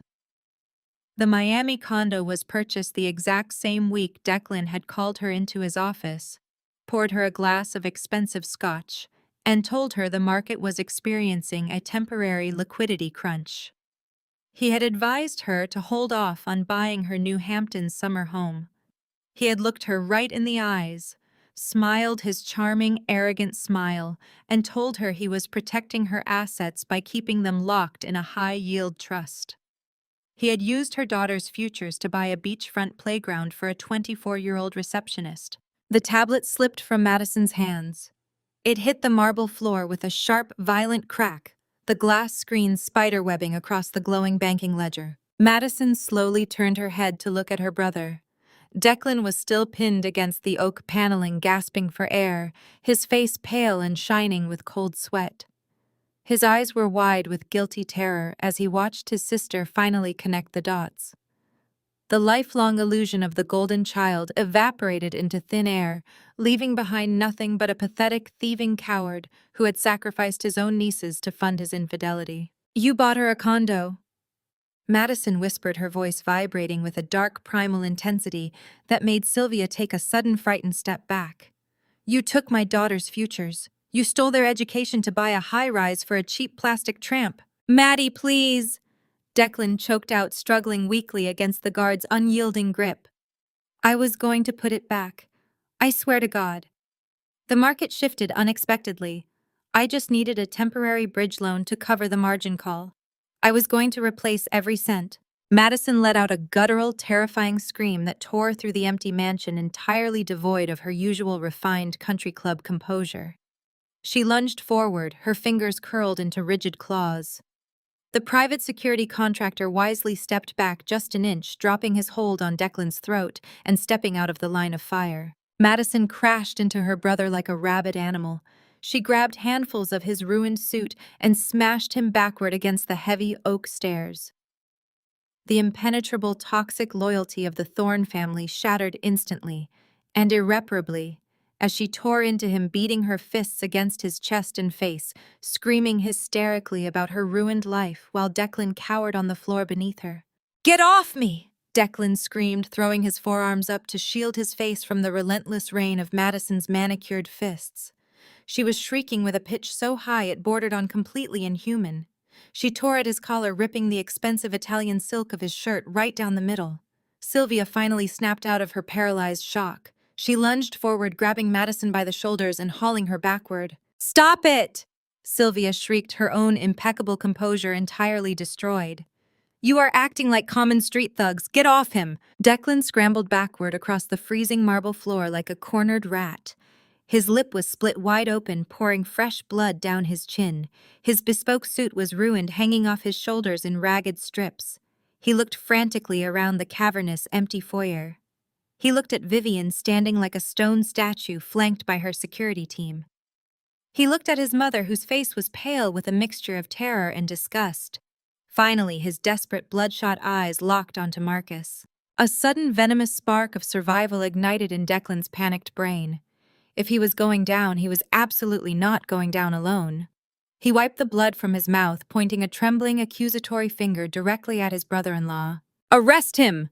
Declan yelled, his voice cracking wildly as he scrambled to his feet. "Look at him standing there, acting like he is innocent. He is the attorney of record for the primary family trust. He was the legally appointed fiduciary for every single account I managed." Sylvia whipped her head around to stare at Marcus. Her desperate need for a scapegoat instantly overrode her horror at her son's crimes. "Is this true, Marcus?" Sylvia demanded, her voice dripping with sudden venomous hope. "Did you authorize this theft? You were supposed to be advising him. You were supposed to be the compliance officer." Declan seized the momentary shift in momentum, his chest heaving as he stepped away from the staircase. "He signed the transfer authorizations," Declan shouted, turning his frantic gaze back to Vivian. "Every single wire transfer to the Cayman Islands, every bridge loan, every real estate acquisition in Miami." Marcus approved it. His signature is stamped in wet ink on the bottom of every single federal compliance document. "You want to freeze assets, Vivian? Go ahead. But you are looking at the legal mastermind right there. He orchestrated the loopholes. He facilitated the offshore shell companies. If I go to federal prison for wire fraud, Marcus is coming right into the cell next to me." The grand foyer fell completely silent. The heavy accusation hung in the freezing morning air. Declan smiled, a desperate, ugly smirk breaking through the blood on his face. He had found his ultimate leverage. He had built his entire criminal enterprise specifically ensuring that his brother-in-law's legal credentials were the primary shield protecting his theft. Marcus did not flinch. He did not look away. He did not rush to passionately defend his innocence to a family that had never respected him. He simply adjusted his perfectly tailored cuffs, looked down at Declan, and smiled. It was a cold, terrifying smile that did not reach his eyes. You thought because I was the black guy you married into the family I'd be your perfect silent scapegoat, Marcus said, his voice echoing with devastating, unshakable authority. Declan's ugly smirk faltered. You thought you could just use me. Marcus continued, taking slow, deliberate steps across the marble floor until he was standing just inches away from his ruined brother-in-law. For 5 years, you treated me like an affirmative action charity case. You made your little passive-aggressive jokes at the country club. You assumed I was incompetent. You assumed I should just bow my head and be eternally grateful that the mighty Thorne family allowed me to sit at their Thanksgiving table. Marcus stopped towering over Declan, looking down at him with pure, concentrated disdain. You forged my signature, Declan. Marcus stated the absolute certainty in his tone, freezing the blood in Declan's veins. You digitized my legal stamp. You bypassed the firm's authentication protocols, cut and pasted my credentials, and backdated the trust authorizations to cover your tracks. You thought you were the smartest man in the room, but you forgot I'm a better lawyer than you are a thief. Declan let out a harsh, desperate bark of laughter. Prove it! He spat, his voice trembling with manic defiance. My forensic accountants will tear you apart in court. The signature matches. The IP logs match the firm's servers. You cannot prove a single thing. It is my word against yours, and I am a thorn. No federal judge is going to take the word of an outsider over the vice president of the firm. You are going down, Marcus. Marcus did not argue. He simply reached down and picked up his sleek leather briefcase from the floor. He popped the silver latches with a sharp, definitive click. He pulled out a thick, heavy-bound folder completely filled with dense data logs and dropped it directly at Declan's ruined designer shoes. The heavy thud echoed loudly in the empty space. I knew you were incredibly dirty from the exact month I joined the firm, Marcus said smoothly, his eyes locking onto Declan's terrified face. You were sloppy. You were arrogant. You left a trail of financial breadcrumbs a first-year law student could follow, so I took precautions to protect myself from your inevitable, spectacular collapse. Sylvia stared at the thick folder on the floor, her breathing shallow and erratic. What is that? She whispered. Marcus kept his eyes fixed entirely on Declan. Exactly 1 year ago, I installed invisible keystroke loggers and deep packet network sniffers across the entire Thorne estate and your corporate servers. I bypassed your high-end security firewalls because you use the same pathetic, easily guessable passwords for everything you own. Declan's jaw dropped. The remaining color drained completely from his face, leaving his skin a sickly, chalky white. I have every single keystroke you have made for the last 12 months. Marcus continued, his voice completely devoid of mercy. I have the exact timestamp, the MAC address, and the precise IP ping of your personal laptop accessing the firm's blank legal templates. I have the digital recording of you cutting and pasting my signature. I have the panicked, encrypted emails you sent to your mistress in Miami when you realized Vivian's task force was auditing the secondary accounts. I have the exact second you logged into Madison's trust fund and drained it down to absolute zero. Marcus stepped back, aligning himself perfectly beside Vivian, the two of them standing as an impenetrable wall of absolute legal and financial destruction. I have undeniable digital proof of every single forgery, Marcus stated quietly. You are not going to point a finger at anyone, Declan. You are going to burn. You are not going to point a finger at anyone, Declan. You are going to burn. The absolute finality of Marcus's words hung in the freezing air, heavy and lethal. Declan remained pinned against the stairs, his breath wheezing through his bloody teeth, completely paralyzed by the realization that his own arrogance had supplied the exact digital rope used to hang him. Madison was sobbing hysterically on the marble floor, her manicured hands clutching her ruined hair. But Sylvia Thorne was not broken. She straightened her Chanel jacket, pulling her shoulders back with a rigid, terrifying posture. Decades of country club conditioning and aristocratic entitlement overrode the undeniable reality of the digital logs sitting on the floor. She stepped directly over her weeping daughter, completely ignoring Declan's pathetic whimpering, and marched straight toward Vivian and Marcus. Her chin was raised high, her eyes burning with a blinding, delusional superiority. "You think a stack of printed server logs is going to destroy this family?" Sylvia sneered, her voice dripping with absolute aristocratic venom. "You think you can march into my foyer with a few rented security guards and a digital tablet and erase a century of Thorn legacy? You have fundamentally misunderstood how the world actually works, Vivian." Sylvia paced in front of them, her heels clicking sharply against the stone. "We are old money," Sylvia declared, spreading her arms wide, as if presenting the empty mansion as undeniable proof of her power. "We do not operate by the same rules as middle-class civil servants. I play tennis with federal judges. I host charity galas with state senators. The commissioner of the SEC is a personal friend of our family. By tomorrow morning, I will make one phone call to my private legal counsel and have your ridiculous little cyber forensics company audited into absolute oblivion. I will have the judges throw out this illegally obtained evidence.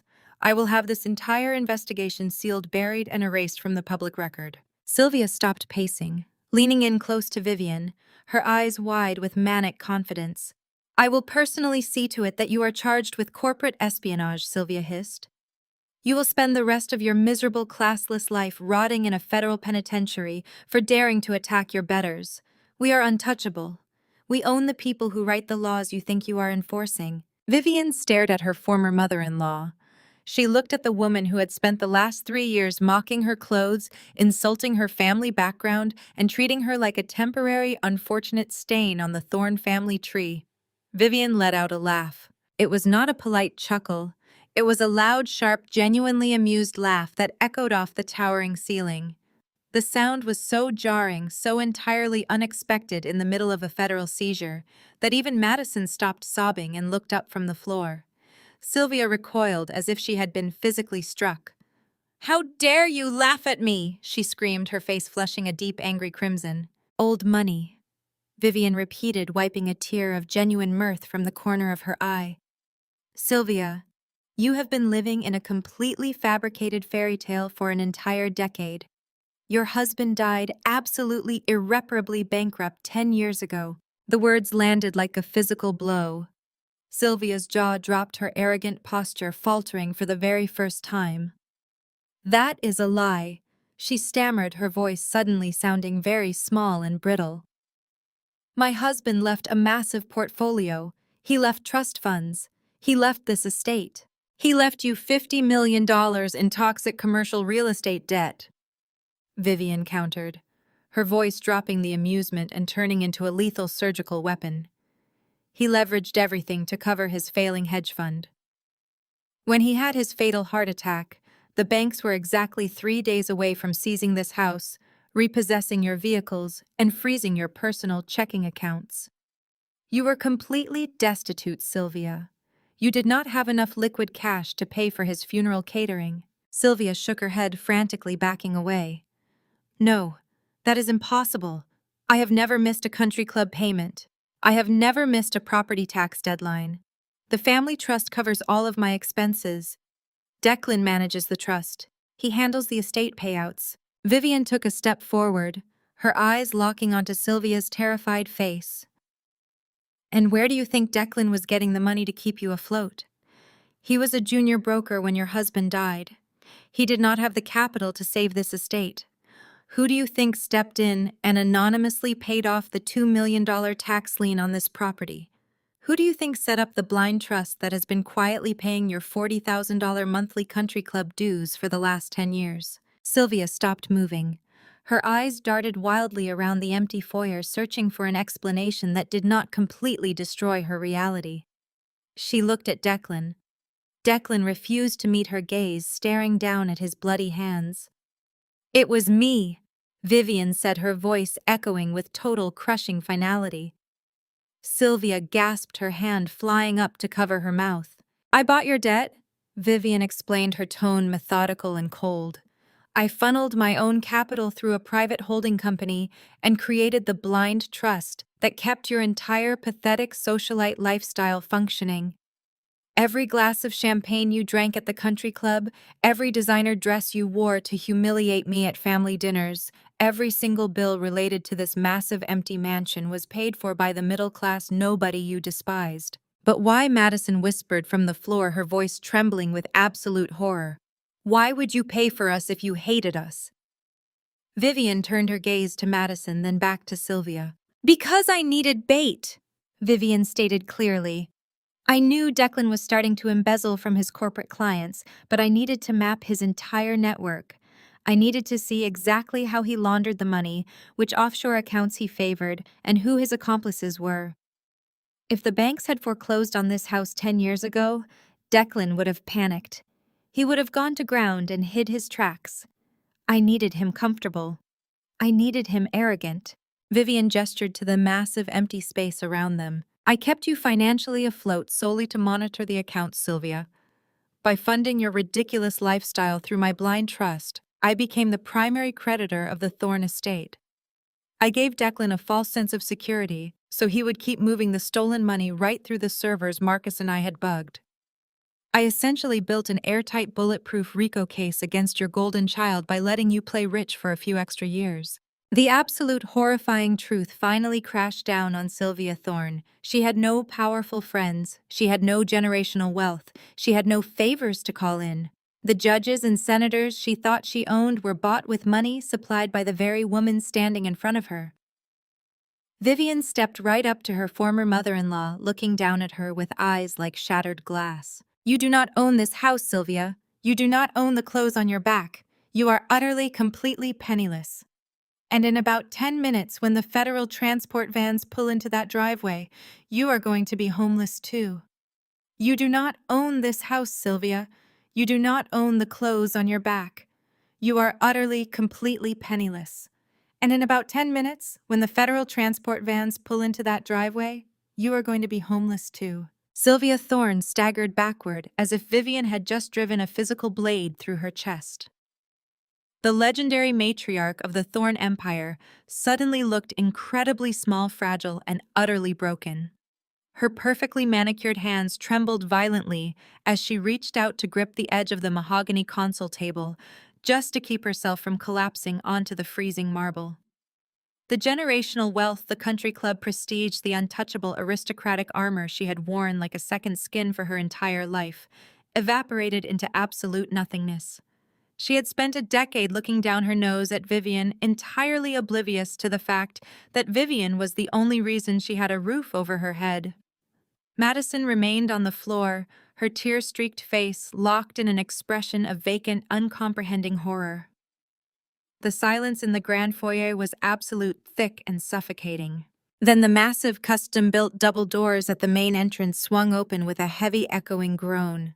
A blast of cold morning air swept into the foyer, rustling the sheer curtains and breaking the paralyzing tension. Heavy, rhythmic footsteps clicked against the imported Italian tile of the entryway. Every head in the room turned toward the sound. A woman stepped into the light. It was Lexi Sinclair, but she looked nothing like the cheap plastic tramp Madison had hysterically described just moments ago. There was no designer beachwear, no oversized sunglasses, and no vacuous party girl smile. Lexi was dressed in a razor-sharp charcoal gray tailored suit. Her blonde hair was pulled back into a severe no-nonsense bun, and she carried a sleek armored laptop case gripped firmly in her right hand. She walked with the sharp, predatory confidence of a professional, entering a room she completely controlled. Declan let out a jagged, desperate gasp of pure relief. The sight of her was like a lifeline thrown to a drowning man. He scrambled away from Marcus, his ruined Italian loafers slipping wildly against the marble as he forced himself to his feet. He wiped a smear of fresh blood from his split lip and let out a manic, hysterical bark of laughter.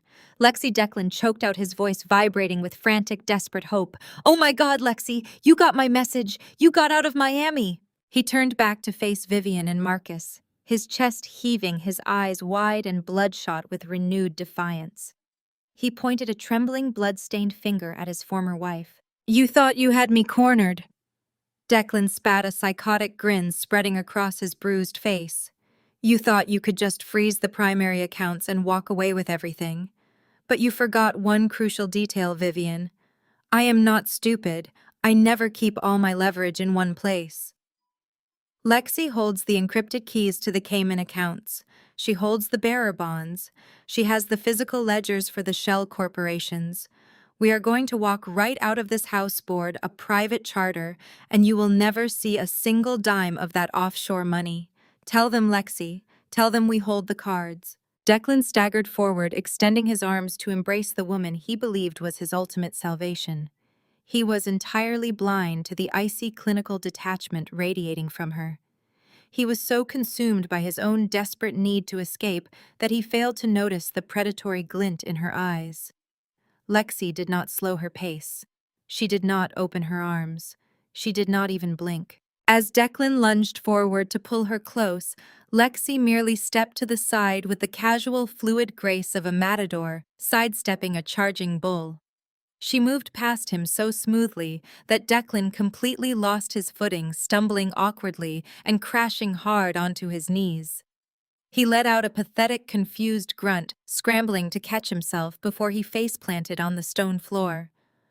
"Lexi, what are you doing?" Declan wheezed, looking up at her from the ground in absolute bewilderment. Lexi Sinclair ignored him completely. It was as if he did not exist. She walked directly past his kneeling, battered form and marched straight toward Vivian. She stopped with military precision right beside Marcus. She popped the dual silver latches on her armored case, reached inside, and pulled out a heavy encrypted titanium flash drive. She held it out and placed it directly into Vivian's waiting palm. "All the offshore account passwords are decrypted," Boss Lexi said. Her voice was entirely devoid of the bubbly, high-pitched Miami accent she had used for the past 18 months. Instead, her tone was crisp, flat, and chillingly professional. "I transferred the liquid assets from the Cayman Shell Corporations into the federal holding escrow exactly 10 minutes ago. The Miami real estate portfolio has been locked down and the deeds are currently being processed for federal seizure." He is completely zeroed out. Vivian took the titanium drive, her fingers closing tightly around the metal. "Excellent work, Alexandra." Declan remained on his knees, his mind violently short-circuiting. His mouth hung open, but his vocal cords refused to produce a single sound. He stared at the woman he had bought a penthouse for, the woman he had stolen his niece's college funds for, the woman he thought loved him deeply and unconditionally. Madison let out a sharp, ragged gasp from the stairs. Sylvia covered her mouth, her eyes wide with mounting terror. Lexi Declan finally whispered, his voice cracking into a pathetic, broken sob. "Lexi, what is happening? Why are you doing this to me? I gave you everything. I bought you that condo. I loved you." Lexi finally turned to look down at him. Her expression was totally blank, entirely stripped of the fake adoration she had spoon-fed him for over a year. "My name is not Lexi," she stated coldly. "And you did not give me anything, Declan. You handed me state's evidence." Vivian stepped forward, holding the silver flash drive up so the morning light caught its metallic surface. She looked at Declan with a mixture of profound pity and absolute disgust. "You really thought a woman like her would genuinely fall for a man like you?" Vivian asked, her voice echoing with lethal clarity. "You thought your charm and your stolen money bought you loyalty. Declan, allow me to formally introduce you to Alexandra Sinclair. She is not a receptionist. She is not a Miami party girl. She is the senior director of undercover corporate espionage and lead forensic investigator at my cyber firm." Declan let out a guttural, wounded noise, clutching his stomach as if he had been shot. The physical reality of the trap was finally crushing the last remaining fragments of his ego. "I hired Alexandra 6 months ago." Vivian continued her words, driving nails into Declan's coffin. "When Marcus installed the keystroke loggers and mapped your initial theft, we realized you were using highly encrypted offshore servers. We needed physical access. We needed someone on the inside to retrieve the biometric keys you kept locked in your private safe. So we built a profile of your exact type. We placed Alexandra at that charity gala in South Beach. We engineered the spilled drink. We orchestrated the entire meet-cute. You did not seduce her, Declan. You walked blindly into a honey trap designed specifically for a narcissistic, arrogant thief." Sylvia let out a whimpering cry, sliding down the wall until she hit the floor. The Thorne family was entirely decimated. Every secret, every theft, every delusion of grandeur had been systematically dismantled by the woman they had treated like dirt. For 6 months, Alexandra listened to you brag about how smart you were, Vivian said, her voice dropping to a dangerous, terrifying whisper. For 6 months, she smiled while you bought her expensive dinners using money stolen from your own blood. She cloned your hard drives while you slept. She copied your biometric data. She mapped every single shell corporation you built to hide your crimes. You handed her the keys to your own destruction wrapped up in a pretty little bow. Declan fell forward, his forehead pressing against the cold marble.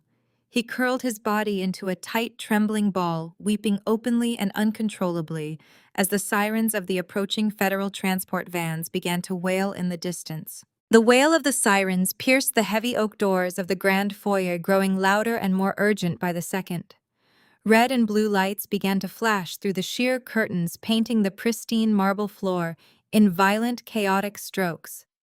The reality of federal prison was no longer a theoretical threat hovering in the distance. It was physically parking in the driveway, bringing with it the total annihilation of the Thorne family name. Declan Thorne heard those sirens and felt the last remaining shreds of his carefully constructed reality shatter into a million irreparable pieces. The arrogant, untouchable portfolio manager evaporated. The vicious, cornered rat who had just tried to throw his own brother-in-law directly into the line of fire vanished. Stripped of his offshore accounts, robbed of his meticulously crafted alibis, and completely outsmarted by the woman he had spent an entire decade underestimating, Declan realized he had exactly one card left to play. He pushed himself up from the floor, his movements slow and agonizing.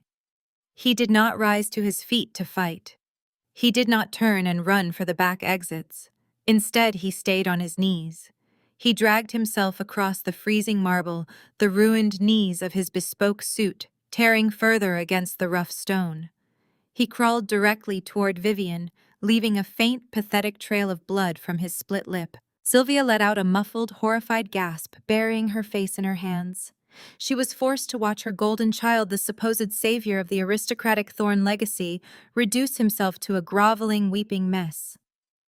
Madison remained frozen on the stairs, her eyes wide with a vacant, uncomprehending stare, as the reality of her ruined trust funds finally broke her spirit. Declan reached Vivian and threw his arms wildly around her legs, burying his bloody, tear-soaked face against her knees. His entire body convulsed with heavy theatrical sobs that echoed loudly over the sound of the approaching federal agents. "Vivian, please!" Declan wailed, his voice cracking into a high, hysterical pitch that sounded entirely stripped of his usual masculine bravado. "Please, you have to stop them. You have to call them off. I am begging you on my hands and knees. Look at me. Look at what is happening to me." Vivian did not kick him away. She did not take a step back in disgust. She simply stood perfectly still, looking down at the top of his head with the detached, clinical curiosity of a scientist, watching a wounded insect thrashing uselessly on the sidewalk. Beside her, Alexandra stood at rigid attention, her face a mask of pure professional stoicism, while Marcus crossed his arms over his chest, his jaw set in an expression of absolute, unadulterated disgust. "I made a mistake," Declan sobbed, his fingers digging desperately into the fine fabric of Vivian's trousers. "I made a terrible, stupid, catastrophic mistake. But you know me, Viv. You know the real me beneath all this corporate posturing. I am a good man. I just got in way over my head." The market shifted unexpectedly, the margins closed in tight, and I panicked. I was trying to fix it. I was trying to save everyone from going bankrupt. He tilted his head back, looking up at her with red, swollen eyes. The effortless charm he had weaponized for his entire adult life was completely gone, replaced by a raw, toxic, manipulative desperation. "The pressure was killing me, Vivian," he pleaded, his voice trembling with manufactured agony. "You have no earthly idea what it was like, carrying the weight of this entire family on my shoulders, keeping my mother in this massive house, managing Madison's complicated trusts. I was drowning every single day. I could not sleep. I could not breathe. I made bad choices because I was terrified of failing them.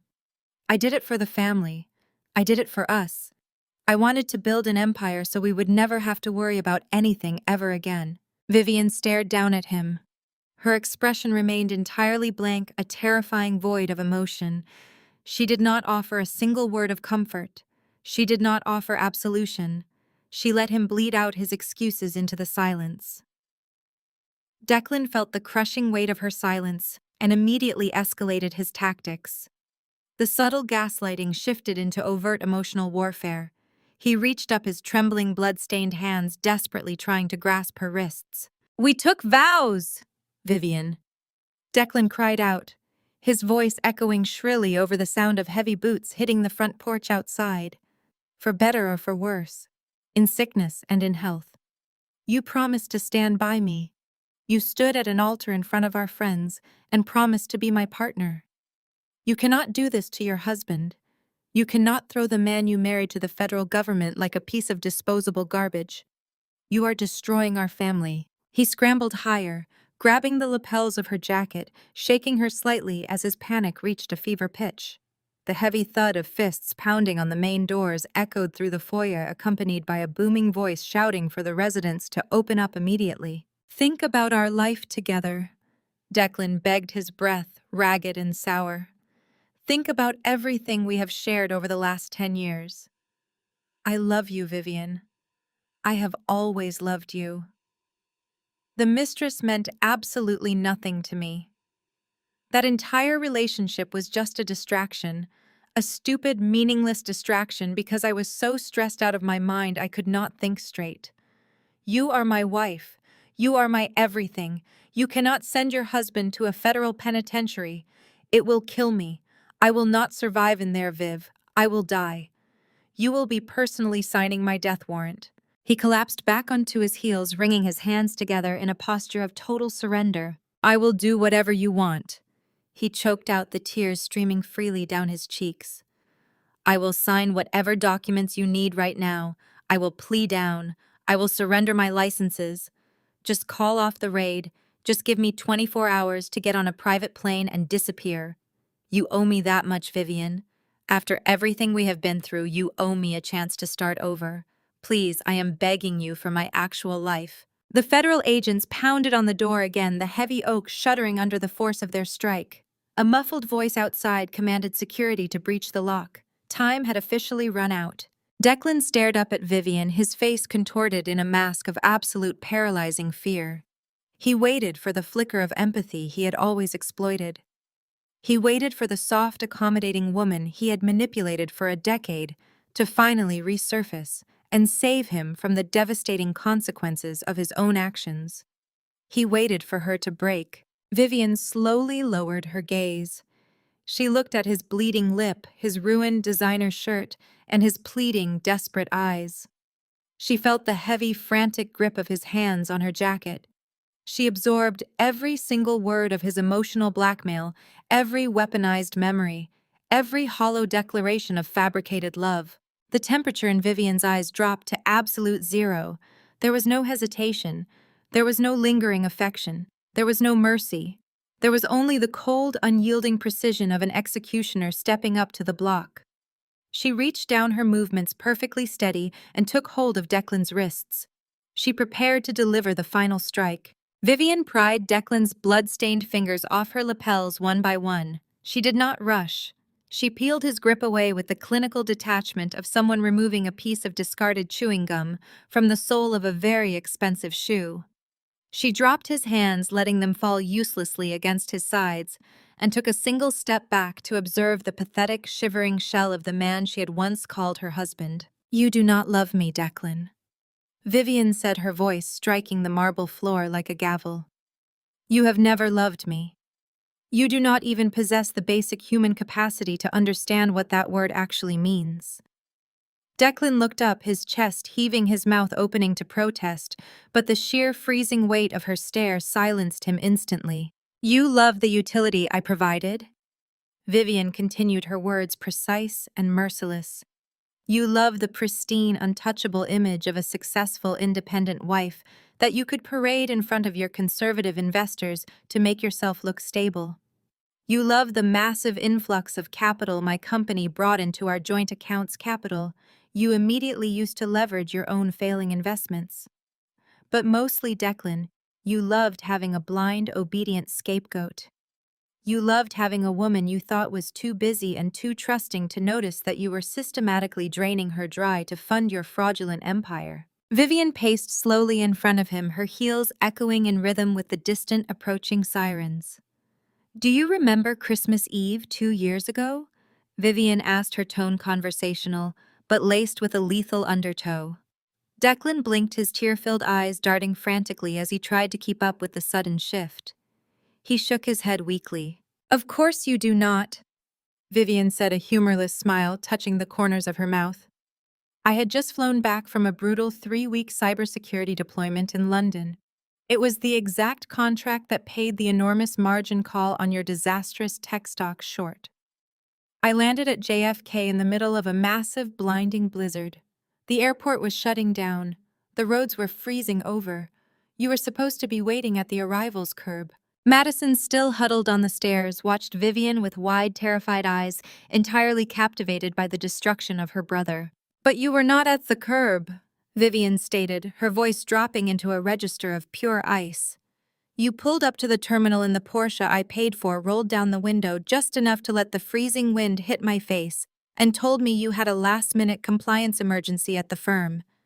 You told me you did not have room for my luggage because you had files in the back seat. You left me in a blizzard at JFK. You told me to take an Uber while you drove off with my money. I stood on that freezing curb for 4 hours, Declan. I stood in the snow watching the cars go by, realizing that the man I married was nothing but a hollow, parasitic coward." Vivian stopped pacing and stood directly over him, casting a long, dark shadow across his battered face. "That cold you made me feel on that curb?" Vivian whispered, leaning down slightly so he could hear the absolute finality in her voice. "That is the exact temperature of this legal audit." Declan began to shake his head rapidly, reverting to his only remaining defense mechanism. "Vivian, please, we can fix this. We can go to counseling. We are married. Spousal privilege. You cannot testify against me. We are legally bound." Marcus let out a short, sharp scoff from his position by the door, adjusting his glasses as he watched the masterful execution. "We are not bound by anything," Declan, Vivian corrected smoothly, straightening her posture. "I filed the divorce papers the exact morning I initiated the network blackout. I signed the documents, Marcus pushed them through the expedited judicial channels, and they were finalized and stamped by the state Supreme Court last week." Declan's jaw dropped. The last desperate pillar of his defense collapsed into dust. "You cannot do that," he stammered, his voice weak and raspy. "The prenuptial agreement. My lawyers drafted an ironclad prenuptial agreement. My assets are protected. You get the house and the business, but the investment portfolios are shielded." Vivian tilted her head, looking at him with genuine pity for his monumental stupidity. "Did you actually sleep through your entire ethics course in law school, Declan? Or did you just assume the rules only applied to poor people?" Vivian asked. "A prenuptial agreement is a contract built on the premise of legal and financial transparency. When you commit federal wire fraud, embezzle millions of dollars from your clients, and use marital funds to purchase offshore real estate for your mistress, you fundamentally breach the terms of that contract. Your criminal fraud completely voided the prenuptial agreement, Declan." Sylvia let out a strangled, breathless cry from her spot on the floor. She finally understood the full scope of the devastation. "Because you utilized our joint accounts to fund your shell corporations, every single asset you possess is now classified as a contaminated marital asset." Vivian explained, her words striking him like physical blows. "Under federal asset forfeiture laws and the civil suit Marcus filed on my behalf, I have claimed absolute ownership of the entire estate. I own this mansion. I own the investment portfolios. I own the Miami penthouse you bought for Alexandra.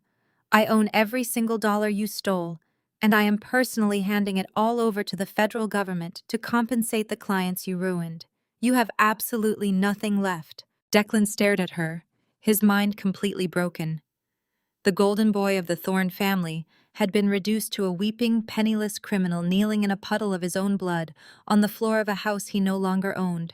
He opened his mouth to beg one last time, but the words died in his throat. Outside the massive front doors, The sound of heavy tires screeching onto the gravel driveway shattered the silence. The wail of police sirens reached a deafening, terrifying crescendo. Intense strobing flashes of red and blue light flooded through the grand windows, illuminating the foyer in violent, chaotic bursts. Heavy boots pounded against the front steps, followed by a thunderous, commanding knock on the thick oak doors. The heavy oak doors did not just open, they were practically thrown wide by Marcus, who stepped aside with the smooth, practiced motion of a man who knew exactly what was coming. A dozen men and women in dark windbreakers emblazoned with the bright yellow letters FBI streamed into the grand foyer. These were not local beat cops answering a domestic dispute. These were federal agents from the White-Collar Crime Division, and they moved with a terrifying synchronized efficiency. They instantly secured the perimeter, blocking every exit, their heavy boots tracking morning frost across the pristine Italian marble. Declan stayed paralyzed on his knees, his tear-streaked face frozen in a mask of absolute horror as the agents flanked him. The lead agent, a tall, broad-shouldered man with iron-gray hair and eyes devoid of any warmth, stepped directly into Declan's line of sight. He bypassed Vivian and Marcus completely, his focus locked entirely on the broken man bleeding onto the floor. Declan Thorne, the agent, announced, his voice cutting through the cavernous room like a whip. "You are under arrest for conspiracy to commit wire fraud, money laundering, and violation of the Racketeer Influenced and Corrupt Organizations Act. Put your hands behind your back." Declan did not move. He could not move. His brain simply refused to process the reality of the steel handcuffs the agent had just unclipped from his belt. The metallic click echoed sharply against the high vaulted ceilings of the mansion he no longer owned. "No," Declan whispered, his voice barely a breath. "No, wait. I have money. I have lawyers. I need to call my attorney. You cannot just walk in here." "You have the right to remain silent," the agent continued smoothly, completely ignoring Declan's pathetic babbling. He grabbed Declan by the bicep, hauling him up from his knees with a sudden jarring force that nearly lifted the ruined portfolio manager off his feet. "Anything you say can and will be used against you in a court of law." The physical reality of the agent's unyielding grip finally broke the last remaining dam in Declan's mind. He began to thrash, struggling weakly against the two heavily armed agents who now held him firmly pinned. He wailed a high, panicked shriek that sounded entirely infantile, kicking his ruined, blood-spattered Italian loafers against the stone floor. Vivian Declan screamed, tears and saliva mixing with the blood on his chin as he twisted his neck to look at her. "Tell them to stop. Tell them it was a misunderstanding. Please. I am your husband." Vivian stood like a statue carved from ice, her arms folded securely across her chest. She watched the metal cuffs snap securely around his wrists, locking his hands behind his back. She did not blink. "You have the right to an attorney," the lead agent recited loudly, drowning out Declan's frantic sobbing. "If you cannot afford an attorney, one will be provided for you." Suddenly, a sharp, manic shriek ripped through the foyer. "Get your hands off my son!" Sylvia Thorne bellowed. She scrambled up from the floor, her Chanel jacket askew, her eyes blazing with a feral, delusional fury. Decades of unearned entitlement propelled her forward. She threw herself at the nearest federal agent, clawing wildly at his windbreaker, attempting to physically wedge herself between the FBI and her golden child. "You have absolutely no jurisdiction in this house," Sylvia screamed, her face inches from the lead agent's chest. "Do you know who I am? I am Sylvia Thorne. My family built this city. I play tennis with the governor. I have the private cell phone number of the federal judge who oversees this district. Release him this instant, or I will have your badges stripped. I will ruin your careers before the sun goes down." The lead agent did not flinch. He did not take a single step back. He simply looked down at the hysterical matriarch with a gaze of utter professional disdain. He signaled to a female agent standing near the doorway. "Ma'am," the lead agent said, his voice dangerously calm. "Step away from the suspect immediately." "I will do no such thing," Sylvia shrieked, grabbing the lapel of his jacket. "You are making a catastrophic mistake. He is a Thorne. We do not go to prison." The female agent stepped forward, her hand dropping to the utility belt at her waist. "Ma'am, if you touch a federal officer again or impede this arrest for one more second, I will put you in handcuffs for obstruction of justice and assaulting a federal agent. You will share a transport van with your son. Back away, now." The threat of physical restraint of being treated like a common criminal finally pierced Sylvia's manic delusion. She recoiled as if she had been burned, her hands flying up in surrender. She stumbled backward, bumping hard against the mahogany console table, her chest heaving as she stared at the agents in wide-eyed, hyperventilating terror. "Mom!" Declan wailed, his voice cracking as the agents began to march him forcefully toward the open double doors. "Mom, do not let them take me. Call the lawyers. Call the judge. Do something." Sylvia could do nothing. She stood paralyzed, clutching her throat, watching helplessly as her son, the supposed heir to the Thorne Empire, was dragged out of the grand foyer. Declan dragged his feet, stumbling and sobbing like a terrified child.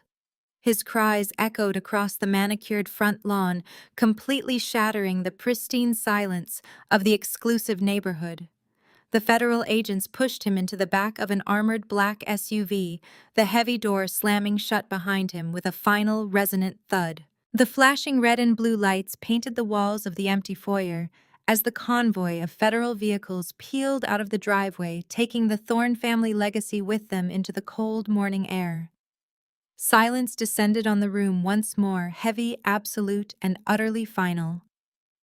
Sylvia remained frozen against the table, completely catatonic, staring at the empty doorway. Vivian let out a slow, steady breath, the tension finally leaving her shoulders. She turned her gaze to Madison. Madison was still sitting on the bottom step of the grand staircase. She had not moved to help her brother. She had not joined her mother's hysterical defense. She simply sat there, clutching her knees to her chest, her eyes darting between Vivian and her own husband, Marcus. Her mind was frantically trying to process how her life of luxury, her endless shopping sprees, and her oblivious comfort had evaporated in less than 20 minutes. Madison looked at Marcus, her eyes brimming with fresh tears. She reached a trembling hand out toward him, seeking the one source of stability she thought she still possessed in a world that had just collapsed. "Marcus," Madison whimpered, her voice tiny and broken. "Marcus, what are we going to do? The trust funds are gone. The house is gone. How are we going to protect the kids from this scandal? Please tell me you have a plan." Marcus looked down at the woman he had been married to for 7 years. He looked at the woman who had spent his entire marriage mocking his modest salary, belittling his background, and constantly comparing him to her fraudulent criminal brother. He did not offer her a comforting smile. He did not step forward to take her outstretched hand. Instead, Marcus reached inside the breast pocket of his tailored jacket. He pulled out a thick, sealed manila envelope. The paper was crisp and heavy. He walked over to the staircase. He did not kneel beside her. He stood tall, looking down at her with the exact same clinical detachment Vivian had just shown Declan. He held the envelope out, waiting for her to take it. Madison stared at the brown paper, her hand hovering in the air. A new localized terror began to knot in her stomach. "What is this?" she whispered. Marcus dropped the envelope into her lap. "Those are divorce papers," Marcus stated clearly, his voice echoing in the silent foyer. "And attached to them is an emergency ex parte order granting me immediate full physical and legal custody of our children." Madison's trembling hands failed to hold the heavy manila envelope. It hit the marble floor with a sharp slap, the divorce decree and custody orders spilling out around her designer heels. She opened her mouth to scream, to plead, but Marcus simply turned his back on her and walked out the front doors, leaving her completely alone in the echoing empty mansion as federal agents began systematically taping seizure notices to the walls. Exactly 1 month later, the deafening strike of a federal judge's gavel sealed the absolute destruction of the Thorne legacy. Bail denied. The words echoed through the sterile, fluorescent-lit courtroom of the Southern District of New York. Declan Thorne, formerly a titan of offshore portfolios and bespoke Italian suits, sat hunched at the defense table in a shapeless, faded orange jumpsuit. His wrists and ankles were bound by heavy steel chains that clanked loudly against the linoleum floor every time he shifted his weight. There were no high-priced defense attorneys sitting beside him. His corporate firm had immediately terminated him cooperating fully with Vivian's forensic audit to save their own lucrative licenses. The exhausted public defender assigned to his case packed up her briefcases without offering him a single word of comfort. Declan was escorted back to the Metropolitan Correctional Center, led through a maze of heavily fortified doors into a bleak concrete holding cell measuring exactly 6 by 8 feet. He sat on the edge of a thin, rigid cot, staring blindly at the peeling gray paint on the wall. The rough, scratchy wool of his uniform irritated his skin, a constant, abrasive reminder of his spectacular downfall. He had spent his entire adult life manipulating ledgers, hiding behind offshore shell corporations, and buying his way out of consequences. Now stripped of his stolen wealth and his arrogant charm, he was reduced to a simple federal inmate number. The terrifying reality of a 20-year mandatory minimum sentence crushed whatever remained of his spirit. He buried his face in his calloused hands, his desperate broken sobs swallowed completely by the relentless mechanical hum of the prison ventilation system overhead. Across the city, a completely different type of prison was becoming a permanent reality for the remaining Thorn women. Sylvia and Madison stood in the center of a cramped, dimly lit one-bedroom apartment in a decaying building on the industrial outskirts of Queens. The stale air inside smelled faintly of bleach and boiled cabbage. A single naked light bulb buzzed erratically from the ceiling, casting harsh, unforgiving shadows across the cracked and yellowing linoleum floor. They had exactly 4 cardboard boxes between them. Everything else, the antique furniture, the diamond jewelry, the luxury vehicles had been seized and liquidated by federal authorities to pay back Declan's defrauded clients. Sylvia clutched a cheap plastic garbage bag containing her few remaining clothes. She stared at the brown water stains blooming across the popcorn ceiling, her aristocratic posture entirely broken. This was not a temporary setback. This was their permanent exile. Sylvia had spent the first 2 weeks frantically dialing every powerful contact she had cultivated over the last 40 years. She called state senators, corporate executives, and the elite board members of her exclusive country club. Every single call went directly to voicemail. When she physically showed up at the wrought iron gates of the club demanding to speak to the membership director, the private security guards did not even let her step onto the grounds. They treated her like a vagrant, threatening to call the local police if she did not vacate the private property immediately. The wealthy women who had formerly kissed her cheeks at charity galas and eagerly drank her stolen champagne now blocked her number and looked the other way. Sylvia finally understood the brutal truth. Her entire social empire had been a mirage built exclusively on the money Vivian had provided. Stripped of that wealth, Sylvia was entirely invisible. Madison dumped her cardboard box onto the single-stained mattress, pushed against the far wall of the tiny bedroom. She did not have the luxury of weeping over her lost social status. The emergency custody order Marcus had secured required her to maintain legal employment and a safe residence just to earn supervised bi-weekly visitation rights with her children. Madison looked down at the scratchy polyester uniform she was currently wearing. It was a hideous shade of fluorescent green complete with a plastic name tag pinned haphazardly to her chest. She had just finished a brutal 9-hour shift at a discount retail store she used to relentlessly mock during her days as a trust fund socialite.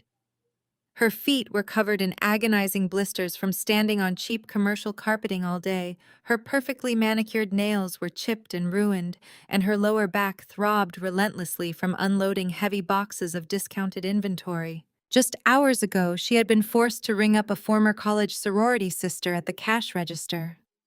The woman had looked at Madison with a mixture of profound pity and barely concealed amusement, leaving a crumpled $5 bill on the counter as a condescending tip. Madison had to bite her tongue, swallow her massive pride, and politely thank the woman. The humiliation burned in her chest like battery acid. She looked at her mother standing paralyzed in the cramped kitchen, both of them trapped in a waking nightmare they could never buy their way out of. Miles away from the decay of Queens and the concrete walls of the Federal Holding Center, Vivian Sinclair sat in absolute silence. She was seated at the head of a massive polished mahogany table inside the newly acquired glass-walled boardroom of her booming cyber forensics firm. The space was pristine, commanding, and bathed in bright natural light. She held a crystal glass of sparkling water, resting her elbows confidently on the armrests of her leather executive chair. The digital files detailing the complete liquidation of the Thorne estate were projected onto a massive screen at the far end of the room, displaying a perfect, undeniable 0 next to Declan's name. Vivian took a slow sip of her water, turning her gaze away from the screen. She looked out through the floor-to-ceiling windows, watching the sprawling, magnificent skyline of Manhattan stretching out before her. The city moved with a frantic, endless energy, entirely unconcerned with the destruction of the Thorne family. Vivian set her glass down, her reflection caught perfectly in the pristine glass, completely ready to conquer an empire that was finally entirely her own. The heavy glass door of the boardroom swung open smoothly on its brushed steel hinges, pulling Vivian from her quiet reflection. Marcus stepped into the sunlit space, carrying a thick, leather-bound portfolio under his arm. He looked entirely transformed. Gone was the perpetually exhausted, tightly wound husband who had spent 7 years apologizing for his own existence to the Thorne family. In his place stood the razor-sharp, fiercely confident chief legal counsel of Sinclair Cyber Forensics. He wore a bespoke navy suit that actually fit his broad shoulders, his posture finally straight after shedding the dead weight of his miserable marriage. Sinclair Cyber Forensics was no longer just a high-level consulting firm. After Vivian's masterful, highly publicized dismantling of the Thorne Syndicate, it had become an apex predator in the global corporate security sector.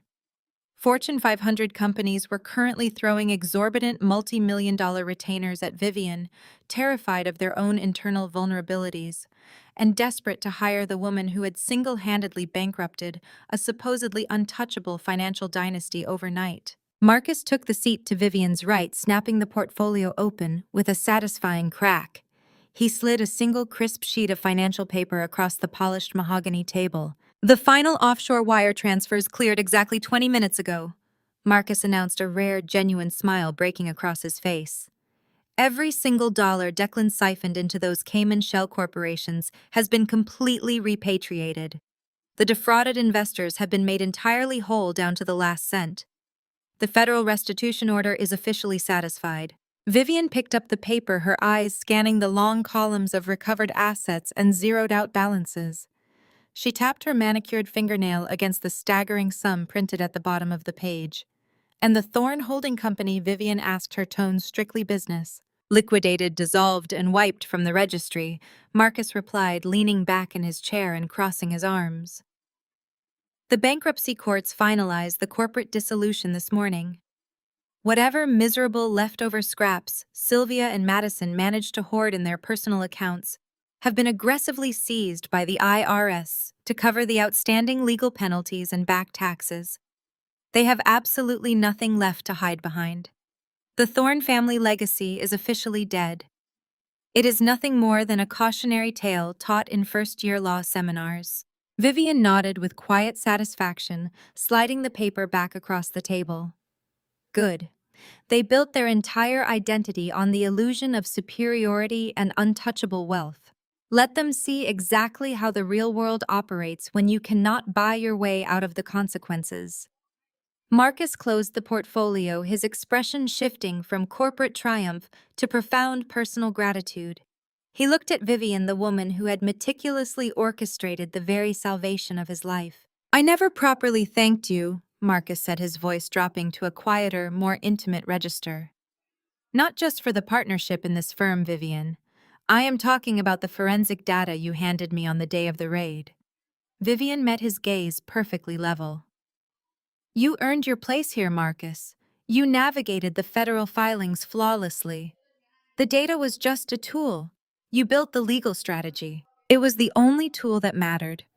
Marcus insisted, leaning forward, resting his forearms on the table. You knew Madison's lawyers would try to drag my name through the mud. You knew Sylvia would unleash her expensive attack dogs to claim I was an unfit father, just because I did not share their bloodline or their tax bracket. For 7 years, I sat at their miserable Sunday dinners, swallowing every microaggression.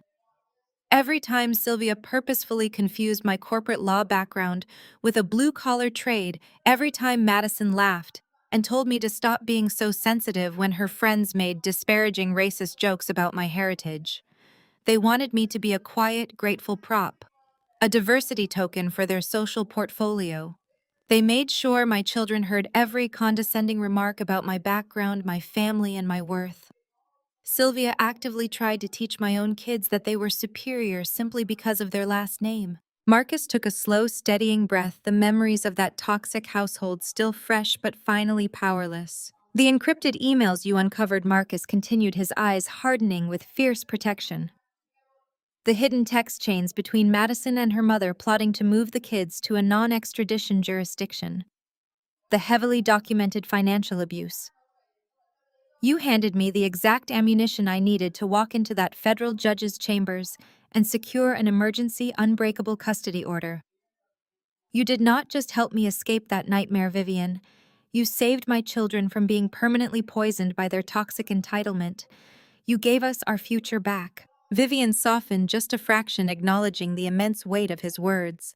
You protected them, Marcus. I merely turned on the lights so the judge could clearly see the vermin scurrying on the floor. Marcus chuckled, a dark, deeply satisfying sound. He reached over to a silver tray resting in the center of the table and poured 2 glasses of sparkling water, sliding one over to Vivian. To turning on the lights, Marcus proposed raising his glass. To watching them scatter, Vivian replied, tapping her rim against his.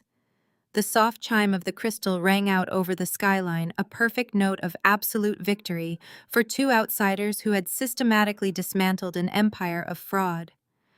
Before they could take another sip, the heavy glass door opened again. Vivian's executive assistant, a highly efficient woman named Sarah, stepped into the room holding a silver mail sorter. "Excuse me, Ms. Sinclair," Sarah said, approaching the head of the table. The Daily Mail was just screened and sorted by the security desk.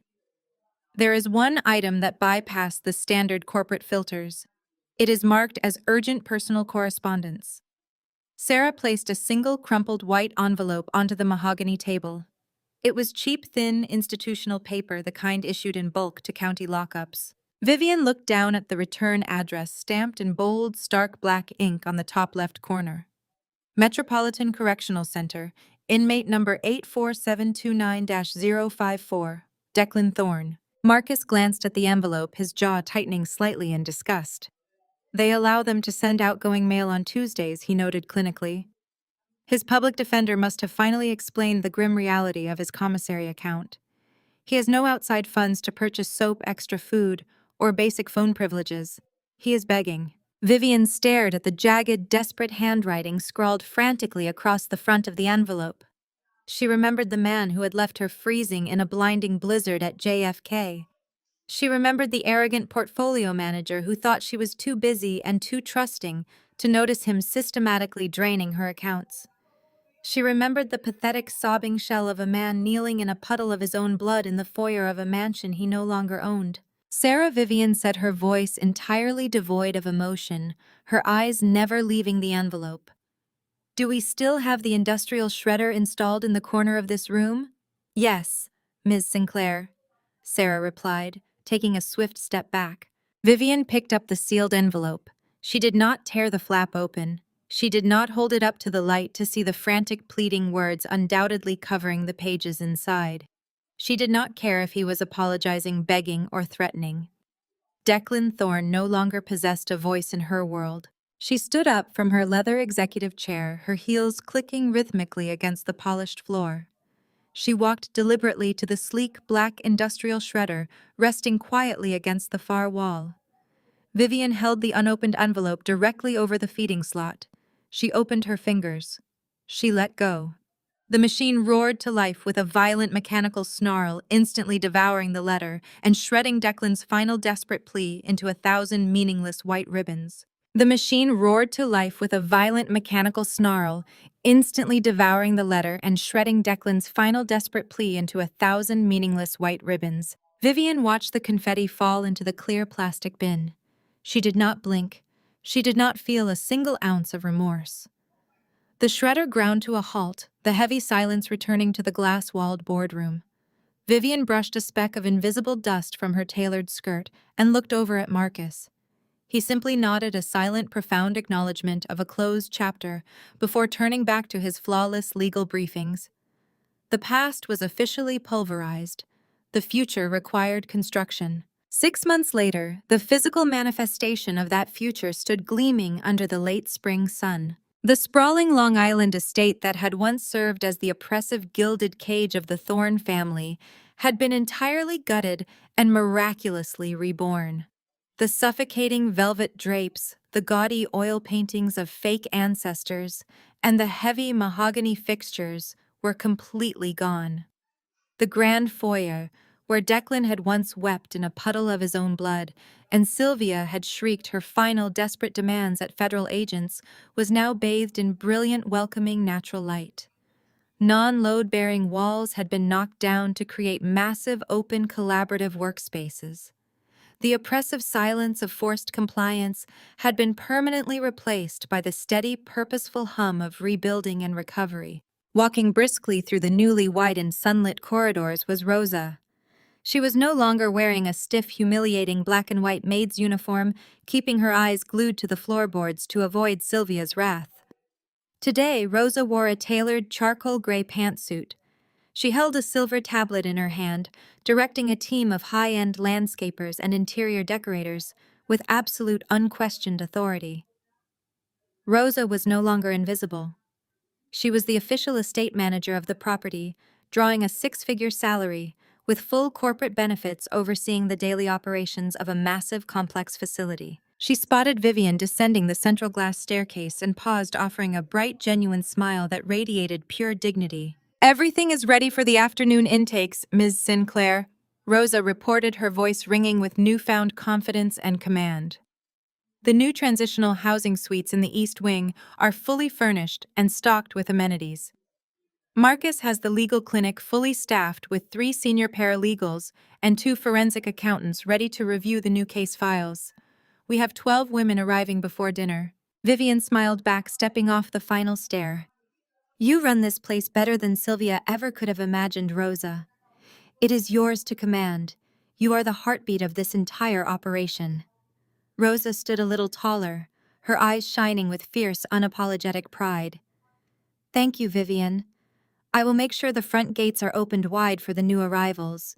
Outside at the end of the sweeping gravel driveway, a pair of workmen finished mounting a heavy, polished bronze plaque onto the grand stone pillars. It gleamed in the sunlight, the deeply engraved letters spelling out the ultimate permanent rebuke to the Thorne family legacy. The Icarus Foundation, a safe haven and legal resource center for financially abused women. This was Vivian's true masterstroke. She had not merely taken their stolen wealth, she had weaponized it to systematically destroy the exact type of predatory abuse Declan and his mother had perfected. Women who had been drained, isolated, and legally cornered by fraudulent spouses were now walking through those heavy oak doors. They arrived broken and terrified, only to be met with elite legal representation, forensic accounting services, and safe, luxurious housing. All of it was funded entirely by the liquidated assets of a man who thought he was untouchable. Vivian walked up the modern glass stairs to the master suite, pushing open the French doors and stepping out onto the expansive marble balcony. She gripped the warm stone railing, feeling the crisp, clean breeze brush against her face. She looked down at the vibrant, bustling grounds below. She watched a young mother clutching a legal file folder to her chest, walk timidly through the front doors. Vivian watched the woman's tense shoulders completely relax as Rosa greeted her with a warm, safe embrace. The fear, the manipulation, and the isolation that used to choke the very life out of this property had been completely eradicated. Vivian looked past the manicured lawns, directing her piercing, absolute gaze forward, speaking not just to the wind but to anyone who had ever been made to feel small. There is a specific lethal kind of danger in underestimating a woman who knows exactly how to be quiet. Vivian said, her voice steady, resonant, and vibrating with absolute truth. People mistake silence for submission. They mistake patience for weakness. When you are systematically stripped of your voice, your assets, and your agency, the world expects you to simply fade away. They expect you to weep, to beg, to loudly negotiate for the leftover scraps of your own life. Vivian paced slowly along the edge of the balcony, her eyes burning with cold, magnificent fire. But true power is never loud. It does not shriek in foyers or throw pathetic tantrums when the illusion of control finally shatters. True power is absolute silent strategic execution. It is the fierce discipline to sit alone in the dark, gathering every single piece of evidence, mapping every possible exit, and building an airtight, impenetrable fortress while your enemies are busy digging their own graves. She stopped, resting her hands back on the stone railing, her posture projecting unyielding strength. If you ever find yourself trapped by people who view your light as a threat, do not fight them in the mud. Let them think they have won. Let them enjoy their stolen, fragile comfort. Smile, nod, and build your leverage in the shadows. Know your absolute worth, and never under any circumstances let anyone convince you that you are trapped. You are the architect of your own rescue. Vivian tilted her head, a cold, perfect smile touching her lips as she looked out over the empire of salvation she had built from the ashes of her own betrayal. They thought leaving me in the cold would freeze me out. They didn't know I control the weather now. The core lesson from this dramatic framework is that true empowerment relies on strategic resilience and independence rather than seeking validation from toxic relatives. When developing narratives centered around intense family conflict and financial betrayal, the most compelling arc is never loud confrontation, but rather the silent, methodical building of one's own success. The protagonist's ultimate victory lies in exposing greed while standing firmly on their unshakable achievements. It is a powerful reminder that our worth is defined entirely by our own actions and autonomy, not by unfair judgments. Share a moment where your silent efforts proved your doubters wrong in the comments below.